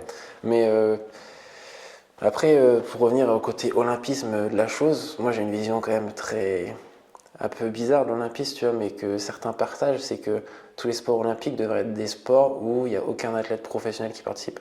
Ah ouais, ok, comme la boxe. Voilà. Ok, c'est marrant. Et là, je trouverais ça beau, tu vois. D'accord. Alors du coup, tu vois, sur le 100 km, ça veut dire que si le 100 km est au jeu, moi je fais pas les jeux, tu vois. Mais parce que je suis pro, tu vois. J'irai les faire. Mais tu vois, de ce côté-là, moi je trouverais ça plus beau. Excellent. Parce que ce serait vraiment les valeurs de l'olympisme, tu vois. D'accord. Mais bon, maintenant c'est plus possible de nos jours. C'est plus possible. Mais si tu pars de la base de l'olympisme, c'est quand même ça. Ouais, ok, ça fait sens. Ok, excellent. Donc finalement, le fait que ta discipline soit une discipline un petit peu de second plan, dans la popularité, la médiatisation, ne te dérange pas? Non, mais par contre, je pense que... Tu n'as pas envie d'être un espèce d'étendard de cette discipline et de la populariser? C'est pas ce que tu cherches à faire? Non, pas forcément. Mais par contre, je pense que ce que peut faire Florian, ce que peut faire Benjamin, ou ce que je peux faire en étant performant sur d'autres distances, sur d'autres disciplines, type marathon, trail, etc., à l'avenir, je pense que ça rendra notre discipline vraiment crédible. Et on se dira, ah ouais, c'est vraiment des vrais athlètes et ce qu'ils font, c'est très chaud. Et parce qu'en fait, ils viennent sur un trail, ils ont plié tout le monde sur le trail, ils viennent sur un marathon, ils ont fait une perf énorme. C'est ça. Donc ok, c'est un truc niche parce qu'il n'y a pas beaucoup de monde qui en fait en France, mais dans le monde, c'est pas niche non plus. Et voilà, ça, tu vas au Japon par exemple. Ouais, tu vas au Japon, tu vas en Afrique du Sud. Là, la course de cet été, on va être 25 000. C'est télévisé pendant 12 heures sur la télé nationale. Ok, donc tu vois, tu me disais que c'était pas populaire, ça dépend en France, tu vois. des cultures. Ouais. Après, là-bas, il y a la culture. Il y a aussi, pareil, en Japon et en Afrique du Sud, il y a peut-être 20-30 coureurs qui font ma discipline, qui sont professionnels. En France, je suis tout seul. En Europe, on est 3. Tu vois, dit comme ça, c'est fou. Il y a ça aussi, il y a le côté médiatisation, visibilité que tu mets sur la discipline qui en fait ou pas, qui la rend visible et qui du coup qui la rend populaire. Ok, excellent. Mais le discours que tu viens de me tenir, de aussi montrer aux gens que c'est pas parce qu'on est des coureurs de 100 bornes et que la discipline est peu populaire qu'on est légitime à être des coureurs pro, parce que vous allez voir, on est bon et quand j'arriverai sur votre discipline, je vous montrerai aussi ce que c'est. Ça fait penser un peu au discours quand les ultra-trailers sont arrivés et que les routards, les coureurs de manière historique, ont vu ça d'un œil en me disant non mais les mecs, vous marchez tout le temps, c'est pas de la course à pied ça. Regardez, vous avez fait 6 km/h de moyenne sur votre course, c'est pas terrible. Et après ces mecs-là, Kylian, Jim, sont arrivés sur les courses de route et puis ils se sont dit ah oui, ok, quand même ils savent courir. Exactement. Toi tu veux faire le schéma inverse de la route au trail. Exactement. Oui. Et je pense que le jour où ça arrivera, et on commence à le voir, où des coureurs de route, notamment tu connais Serzinal, je suppose. Oui. Les coureurs je ne saurais pas dire quels pays africains sont venus, Kenya, ouais. Sont arrivés, ils ont fait plusieurs fois des très bons classements. Alors, certains ont été suspendus par la suite, donc je ne vais pas tous les citer, et on s'est dit, ok, donc si les coureurs de route arrivent sur ces trails, qui sont roulants quand même, et en fait, on voit que même avec leur peu d'expérience, ils sont déjà dominants. Donc peut-être qu'ils sont quand même encore plus forts que les trailers le sont. Et ça, c'est une question qui fait débat. Et souvent, on dit, le jour où les coureurs africains des hauts plateaux arriveront sur l'UTMB, ils gagneront l'UTMB. On le dit ça souvent. Oui, là, j'ai des doutes. Non, j'ai des gros doutes, mais c'est un discours qu'on tient. Est-ce qu'un Kipchoge sur une western pourrait gagner et faire quelque chose? J'en suis pas persuadé. Mais j'aimerais bien le voir. Pour faire simple, tu vois, moi je le crois pas du tout. Sur une western ou cette sur un hypothèse. UTMB? Sur les deux. Sur les deux. Ok. Sur Même- une UTMB, évidemment que c'est pas possible. Même sur un 100 km. Ah, Kipchoge sur un 100 Ouais, km? peut-être Kipchoge parce que c'est voilà, on a parlé d'un extraterrestre. Mais D'accord, mais on va prendre dans ces cas-là un Kenyan en 2h08, 2h06 si tu veux. Ouais, ok. Moi, quand je vais Donc, m'entraîner au donc le Kenya, 70e Kenyan. voilà, quand je vais m'entraîner au Kenya, je leur dis je fais du tu 100 vas là-bas? km. Ouais, j'y suis déjà allé 3-4 fois m'entraîner. La Ok. première fois, j'avais 17 ans. Et quand je vais là-bas, je leur dis que voilà, je fais du 100 km, enfin je fais du marathon, mais je fais aussi du 100 km. Ils me regardent avec des grands yeux, ils me disent en combien de jours? Alors qu'ils courent 250 km semaine. Et D'accord. ils pensent que c'est pas faisable de le faire en une journée, 100 km. Oh, Donc déjà, d'accord, rien que d'accord. d'un point de vue, Ah point de oui, vue il y a une psychologique, barrière là. c'est pas possible pour eux. Le 100 D'accord. km, c'est inenvisageable. Et après, quand tu discutes avec C'est eux clair. et quand tu fais des entraînements avec eux, des sorties longues, ne pas manger, ne pas boire, c'est un signe de force pour eux, tu vois. En gros, tu fais un entraînement, tu bois pas, tu manges pas, tu as un survêt, pantalon, veste, Ouais. bonnet. C'est vrai. Des Ça chaussures montre, d'entraînement. ça montre que tu es super balèze parce que tu es en train de transpirer, mais tu bois pas et tu manges pas, mais tu avances. Et ces gars-là, en fait, quand ils font des longues distances, même déjà sur marathon, ils explosent parce qu'ils se ravitaillent pas. Sur 100 km, tu peux pas. On en revient à Ok. la discussion. Ah bah, toi, t'as réussi. Mais... Eux, c'est pas 70 ou 80, souvent c'est 0 Hmm. qu'ils prennent en grammes de glucides heure, tu vois. Ouais, ouais. Et donc forcément, ça passe pas. Il y a, Ouais, je crois, il y a ouais. 3 ans, il y a Benoît Z qui avait organisé une tentative de record du monde au Castellet. Exact. Le record des Kenyans sur 100 km, Oui, c'est 60 sur le, km. le parcours de. Ouais. Exact. Et je m'amuse à dire que le record des Kenyans sur 100 km, c'est 60 km, tu vois. Parce qu'il n'y en a aucun qui a fini. Ils ont tous arrêté. Exact. Et puis c'est vrai que dans les bilans, t'en vois jamais. Non. Ouais. Bon, après, maintenant, il y a le côté aussi financier Oui, c'est ce où que sur j'allais 100 dire. km, tu as moins d'argent que sur marathon. Il y a c'est moins très à les clair. choper. Ok. Mais par contre, je pense que tu mettrais 100 Kenyans sur un départ d'un 100 km, je pense qu'à l'arrivée, tu en as 5, 10. Et dans des chronos qui ne seraient pas les chronos qu'on Et attend. voilà. Parce que déjà, tu as D'accord. des Sud-Africains qui font 2h08, 2h10 au marathon, 2h12, qui font du 100 km. Voilà, Ouais, donc finalement, ils l'écart entre les s'écrasent, deux hein. n'étant pas énorme. Mm. Ouais, c'est intéressant. C'est juste sur la gestion de l'effort. Gestion de l'effort, et puis, oui, tu peux plus jouer sur ton talent quand la distance augmente. Ouais, voilà. Ouais. Mm. Ok, donc Par pour contre, je toi, pense que si tu les briefes bien, si tu les entraînes bien, si tu leur mets en tête que il faut penser à s'alimenter, que c'est une course longue, que voilà, tu leur mets tout en place, ils peuvent être très performants. Mais naturellement, ils ne le seront pas. d'accord, ouais, ok. Donc tu penses pas qu'il y a, c'est juste une histoire de, le jour où ils voudront, ils pourront. Donc Ouais. c'est pas si simple. Ouais. Un peu comme en trail actuellement. Je pense que pour le moment, tu n'as pas un trailer kenyan qui va gagner l'UTMB. Non. clairement Mais pas. si tu en Il y en a prends. même pas au départ. Non, voilà, mais si tu en prends un très jeune et que tu lui expliques comment courir avec des bâtons, comment courir avec un sac, comment Ouais. il faut s'alimenter, comment il faut se ravitailler, plein de choses, tu vois. Et aussi casser leur mentalité, leur approche de l'entraînement, où chaque entraînement est une compétition, où tu vois, accepter de passer du temps facile à l'entraînement, accepter par exemple sur une UTMB d'être pendant 10 heures facile et d'être 10e et de remonter au fur et à mesure, pas Ouais. partir devant, tu Ok. vois, pas mettre des attaques dans tous les sens. Ouais, donc C'est au toute vu une- de tout ce que tu me dis, il y a quand même pas mal de boulot là. Je pense, mais je pense Ouais. que si quelqu'un. Enfin, si tu vois, il y a des entraîneurs, même il y en a de plus en plus qui vont au Kenya pour. Il y en a. Ouais. Bah, tout l'armada qui va à Cerzinal est coaché par un Suisse, Oui, c'est ça, ouais. Julien Lyon. Julien je crois. Lyon, ouais. C'est ça. Et du coup, je pense que ça va dans Anso le très bon Parron, sens pour ça. et son équipe, enfin du moins son team, ça performe quand même fort après Ouais. quand ça revient. Mais sur des courses de dimension adaptées à leur profil, Ouais. où la bascule est facile. Et je crois que c'est des Éthiopiens. C'est plus vallonné là-bas, de mémoire. Je sais pas. Ils s'entraînent beaucoup plus sur des... Bon, en tout cas, ça va être intéressant dans les années à venir. Ouais, On va ouais. voir ça. J'aimerais aborder un autre sujet avec toi, et promis après Guillaume, je te laisse tranquille. J'aimerais savoir, toi tu cours depuis 12 ans, on va dire, de manière sérieuse. Ouais. Donc tu as connu l'évolution des chaussures et du matériel. Je suis rentré chez toi, j'ai vu ta collection de paires de chaussures. Ah, c'est une partie, ça. Ouais, j'imagine, ouais. Tu dois recevoir des cartons. Salomon, c'est quoi le modèle avec lequel tu cours? S-Lab Fantasm La 2. Fantasme, ouais. C'est ta chaussure de compétition, Oui. séance, Ouais. jog? Non. Non, tu la mets pas tout le temps. Non, non. Non, ok. À quel point tu penses qu'elle a un impact sur ou ta prépa ou ta course elle-même? Dans la prépa, ça a changé énormément par rapport aux chaussures ancienne génération qu'on pouvait avoir avant. C'est-à-dire que maintenant, je peux m'entraîner autant, mais en ayant moins de dommages musculaires que lorsque j'étais en cadet junior, où on n'avait pas de chaussures avec des mousses révolutionnaires, avec des plaques révolutionnaires. Ouais. Et pour la compétition, je suis pas persuadé qu'il y ait une si grosse marge que ça en gain de D'accord. performance. Ok. Moi, quand j'ai couru les championnats du monde il y a 2 ans sur 100 km, c'était une chaussure un peu proto que j'avais eue chez Salomon. Il n'y avait pas de plaque carbone dedans. Et c'est vrai qu'ils sont arrivés un peu plus tardivement sur la route. Ouais, et j'ai fait quand même le record de France avec une chaussure sans plaque. Ok. Et cette année, j'avais la plaque avec les mousses révolutionnaires, j'ai fait 6h13, mais mes entraînements étaient bien meilleurs. Donc je sais pas si Oui, il y t'étais a un plus fort. réel impact. Ouais. Ok. Après, je pense que au quotidien, par contre, oui, il y a un réel impact, c'est sûr, parce que quand je fais une sortie de 40-50 km, j'ai pas de courbature. Mais ça, c'est clairement grâce aux mousses, enfin, au triptyque mousse, géométrie de plaques, enfin, géométrie de chaussures et plaques.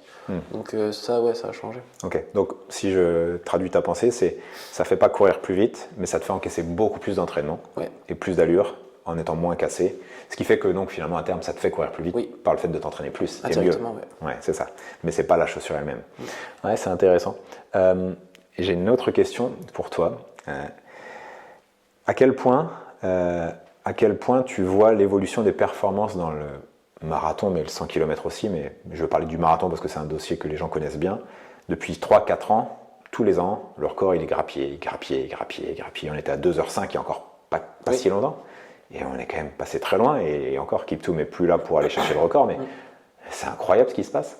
Tu regardes Valence, tu regardes les chronos, les 10 premiers sont dans des chronos fous. À quel point tu mets en évidence l'impact de la technologie dans cette évolution-là, ou des meilleurs entraînements, ou est-ce que tu trouves qu'il y a des choses suspectes dans toute cette évolution? Un mélange des trois. Un tiers, un tiers, un tiers. Euh, Moi, ce qui me surprend toujours, c'est quand toute la masse augmente, quand des nouvelles technologies arrivent. Bon, pour moi, c'est Normal. factuel, ça me paraît cohérent, les technologies sont là. Ça a été le cas avec les premières Vaporfly et compagnie. Tu as eu l'impression qu'il y a eu une espèce de gap technologique qui fait que bon, tout le monde a gagné un peu. Ok. Le problème, c'est que depuis l'avenue des chaussures nouvelle génération par Nike, il y a eu un gain de performance sur les chaussures, mais minime. Enfin, c'était vraiment marginal. Maintenant, c'est une nouvelle chaussure qui sort, c'est un petit peu mieux que l'ancienne, Ah mais oui. c'est pas un gros gap. Ah, de génération en génération. Oui, sauf Non, je suis que d'accord. les performances qui ont été faites à cette époque-là et qui sont faites actuellement, là, il y a un gros gap. Oui. Du coup, tu te posais la question sur les entraînements. Les entraînements, honnêtement, ils n'ont pas énormément évolué, moi je trouve. Les méthodes d'entraînement, même si tu changes de méthode d'entraînement, de là à ce que ça fonctionne du jour au lendemain pour toi, ça met des années à venir. C'est ça, il n'y a pas un truc miraculeux. Il n'y a rien de miraculeux, moi je pense. Et ouais, je pense que ça fait assez peur ce qui se passe sur certaines performances, sur certaines évolutions, notamment de performance. Pour moi, ça pose des questions. Et quand tu vois dans certains pays, pour aller assez souvent au Kenya, tu sens vraiment qu'il y a des choses pas nettes qui se passent là-bas. Ok. Mais je dis là-bas, mais il y a aussi des fois en France que ça se passe pas. Ouais. Il y a des choses qui se passent en France qui sont pas très bien, je pense, d'un point de vue contrôle antidopage et dopage. Tu veux dire il y a des choses non dites ou des choses qui sont curieuses, surprenantes? Je pense qu'il y a des choses non dites et des choses curieuses. Ouais, ok. Je pense que quand tu vas au Kenya et que tu t'entraînes dans un groupe d'entraînement et que le gars du groupe d'entraînement, il n'a aucune notion en physiologie du sport, aucune connaissance médicale, scientifique, et qui te donne tout un plan pour progresser très vite en te donnant des hormones de croissance, en te parlant de PO, en te parlant d'injection. Ah, on en est là. Ça pose des questions. Quand tu Ok. vas visiter un... Il n'y a pas ça en France. Non. Quand tu vas visiter un camp d'entraînement au Kenya, que tu as limite de l'électricité pour faire tourner le camp, et que dans le camp, tu as un congélateur avec un cadenas sur le congélateur, je sais pas ce qu'ils stockent dans le congélateur, mais ça doit pas être des poulets, tu vois. Des poches de glace. Ouais, voilà, des poches de glace, des glaçons pour l'apéro. Mais non, franchement, tu te poses quand même des Ok. questions. Ouais, je comprends ça.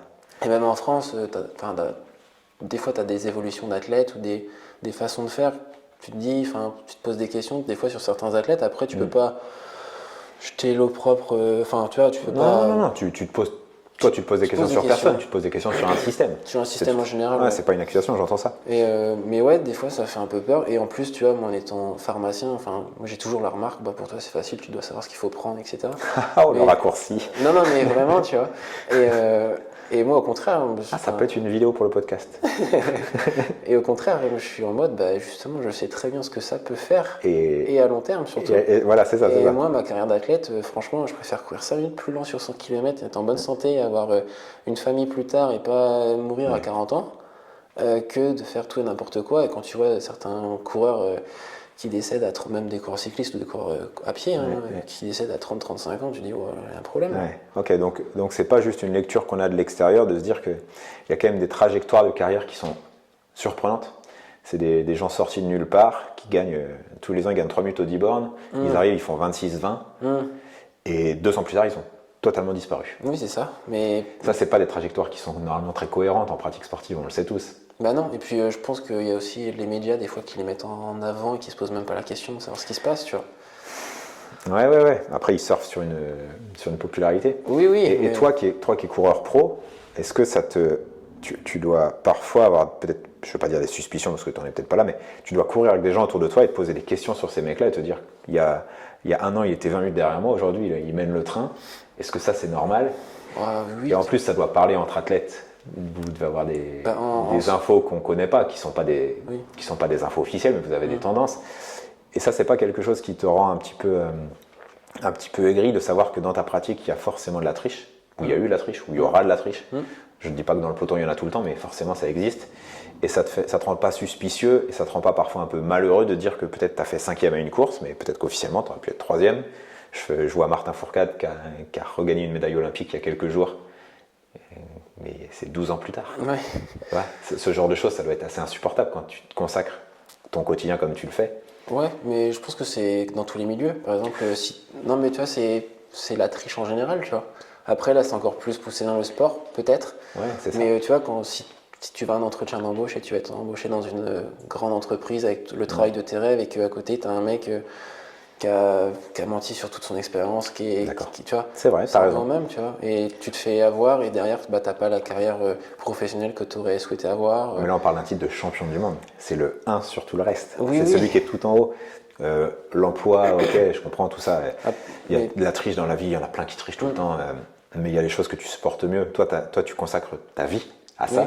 Et peut-être que tu vas te faire détrôner par quelqu'un qui, lui, aura pris un raccourci interdit. En sachant que si toi, tu avais pris ce même raccourci, tu aurais été devant lui. Parce qu'à armes égales, tu es meilleur que lui.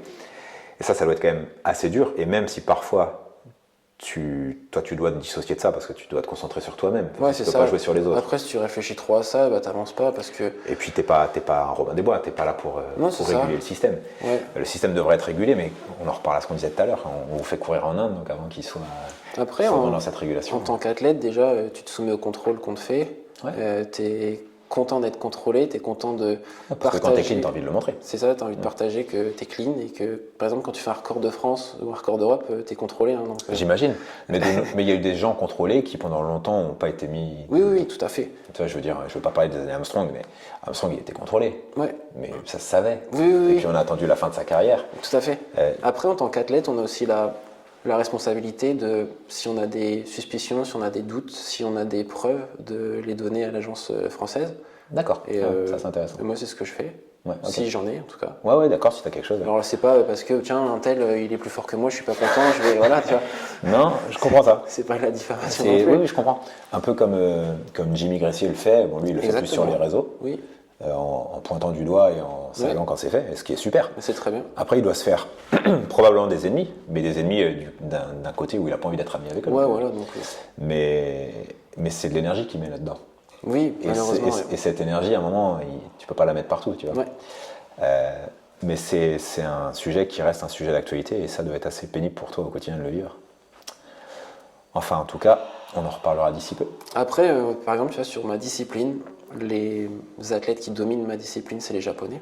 Ouais. Il y a eu des scandales. T'as jamais entendu un scandale au Japon? Moi, j'avais jamais entendu personnellement. Non, Parce ça que- n'existe pas. C'est pas dans la culture, on Non, ne triche c'est pas pas- là-bas. non, Sinon, c'est- ta famille, elle est reniée. Exactement. Ouais, c'est Et ça. sinon, je pense que tu files en pars Corée du du Nord. pays. quoi. Ouais, voilà. Donc, On est honnêtement, d'accord. dans ma discipline, c'est pour ça que je me sens pas trop Ouais, mais t'as exposé. des athlètes de l'Est aussi. Du coup, il y en a beaucoup moins d'athlètes de l'Est. Les Russes n'ont pas le droit de courir maintenant. C'est un Lituanien qui. Ah oui. Enfin, Oui, qui, oui. Ouais. Qui est entre Tout guillemets à en train fait. de finir. Par contre, les coureurs sud-africains, tu vois, quand j'avais fait le record d'Europe à 2 reprises, là, on va au contrôle antidopage et tu as le côté dopage pur et dur d'une substance interdite. Par contre, pour moi, tu as des pratiques dopantes et que ça devrait être. Là, on devrait mettre des alertes parce que, Type par exemple. l'anti-inflammatoire. Non, mais même pas au-delà de tout ça, tu vois. Genre quand tu remplis une feuille où tu mets tous tes compléments alimentaires, tes médicaments et tout ce que tu as pu consommer dans les 7 derniers jours, Ouais. que moi je t'en remplis 2-3 parce que je sais même pas, je me dis tiens, tous les coups j'ai pris un truc, je sais même pas si je l'ai pris, Ah, mais donc tu notes je ta le note. vitamine C, quoi. Parce que ouais, voilà, moi je me note tout, tu vois, comme Ça. on disait, Béroca, vitamine C, Ouais, machin, ok. tu vois, Ouais. tous les petits Tu trucs. vas être transparent. Tu vas être transparent, tu vois. Mm. J'en mets 3 et encore je vais chercher au plus loin possible Mhm. dans ma réflexion et que je vois les athlètes à côté qui remplissent une première feuille, qui demandent à leur manager une deuxième feuille pour remplir, une troisième feuille. Là, tu dis, ouais, c'est Là, tu te dis, mais les gars, vous venez de faire, vous venez de courir 50 km à plus de 18 à l'heure. Ouais. Vous êtes malade ou vous êtes en bonne santé? Parce C'est que ça, là, comment ce qu'il y ça a se fait sur que la vous soyez feuille, asthmatique? quand on voit tout ce qu'il y a sur la Ouais, je feuille, comprends. il y a un Ok. problème là. Tu vois. Ouais. Ok. Donc, où est la limite? Je sais pas si tu as suivi les derniers scandales dans le trail. Oui, avec les Templiers. Templiers notamment, exact. 10, non, 5 du top 10 Chez contrôlés les- aux anti-inflammatoires. Ouais. On en a 2 dont on sait qu'ils ne sont pas Théo Détienne, Oui. notamment qui est sur les réseaux, et un autre. Ça veut dire que dans les 8 autres, il y en a 5. Oui. Ceux qui ne l'ont sans doute pas affiché sont sans doute les coupables, ou ceux qui ne l'ont pas affiché sont dans le team des coupables ou copains avec les coupables. Mhm. Ce genre de choses, et il y en a eu aussi à l'UTMB, des gens suspendus dans le top 10. Là, ils n'ont pas été suspendus. Non, parce que dans le trail, tu peux être coupable, mais on ne te suspend pas. Il est là le problème. C'est que il y a une forme d'autorisation des choses. Mais après, là, c'était parce que c'était un truc aussi un peu atypique où c'était pas un contrôle antidopage qu'ils ont fait. C'est un contrôle, mais les coureurs étaient au courant qu'il y avait des substances J'entends ça. nouvelles interdites, on va dire. J'entends ça. Mais quand même. Donc, mais quand tu es au courant, de toute façon, tu les utilises pas. Mais ça sous-entend que derrière, il y a une consommation. On n'est pas sur du complément, on est sur du Ah oui, médicament. oui, bah oui. Voilà. Bon, écoute, en tout cas, c'est un message c'est une discussion que je voulais avoir avec toi parce que c'est intéressant pour ceux qui vivent de l'intérieur. Guillaume, avant qu'on conclue, est-ce que tu souhaites qu'on réoriente les gens sur tes réseaux ou est-ce qu'on peut te suivre? Ou est-ce Ouais. qu'on peut suivre tes prochaines aventures? Bah, moi, on peut me suivre, on va dire, il y a 2 grands réseaux. C'est plutôt sur Instagram de base, où Ok. j'essaie de publier de temps en temps, j'essaie de mettre des stories pour faire suivre mon actualité Je mettrai sportive. ton lien un dans petit peu. notre description. Ouais. Et puis sur Strava aussi, où du coup, bah, Ah bah ça c'est sûr. C'est là où tu es le plus actif. là, je suis le plus actif. Alors, peut-être Ok. pas beaucoup en janvier, février, mais je promets de me rattraper en mars. Exact. Et on te retrouvera sur la chaîne parce que quand tu seras sur tes 2 jambes en forme, mais pas trop, je reviendrai te voir pour qu'on partage un entraînement et qu'on se fasse cette fois-ci le défi. Ok, Ça roule? ça me va. Alors prépare-toi bien. Et d'ailleurs, on peut considérer que c'est ta première grosse échéance de l'année. Bah, je pense, ouais. Sans pression. En tout cas, c'était super cool d'échanger avec toi. Merci beaucoup Guillaume, merci de nous avoir accueillis dans ta petite ville normande et je te souhaite le meilleur pour ton opération et puis pour ta reprise. Bah, merci à toi d'être venu, puis on se retrouve très Avec vite pour plaisir. courir. Ciao à tous, à très Merci. bientôt. Bye.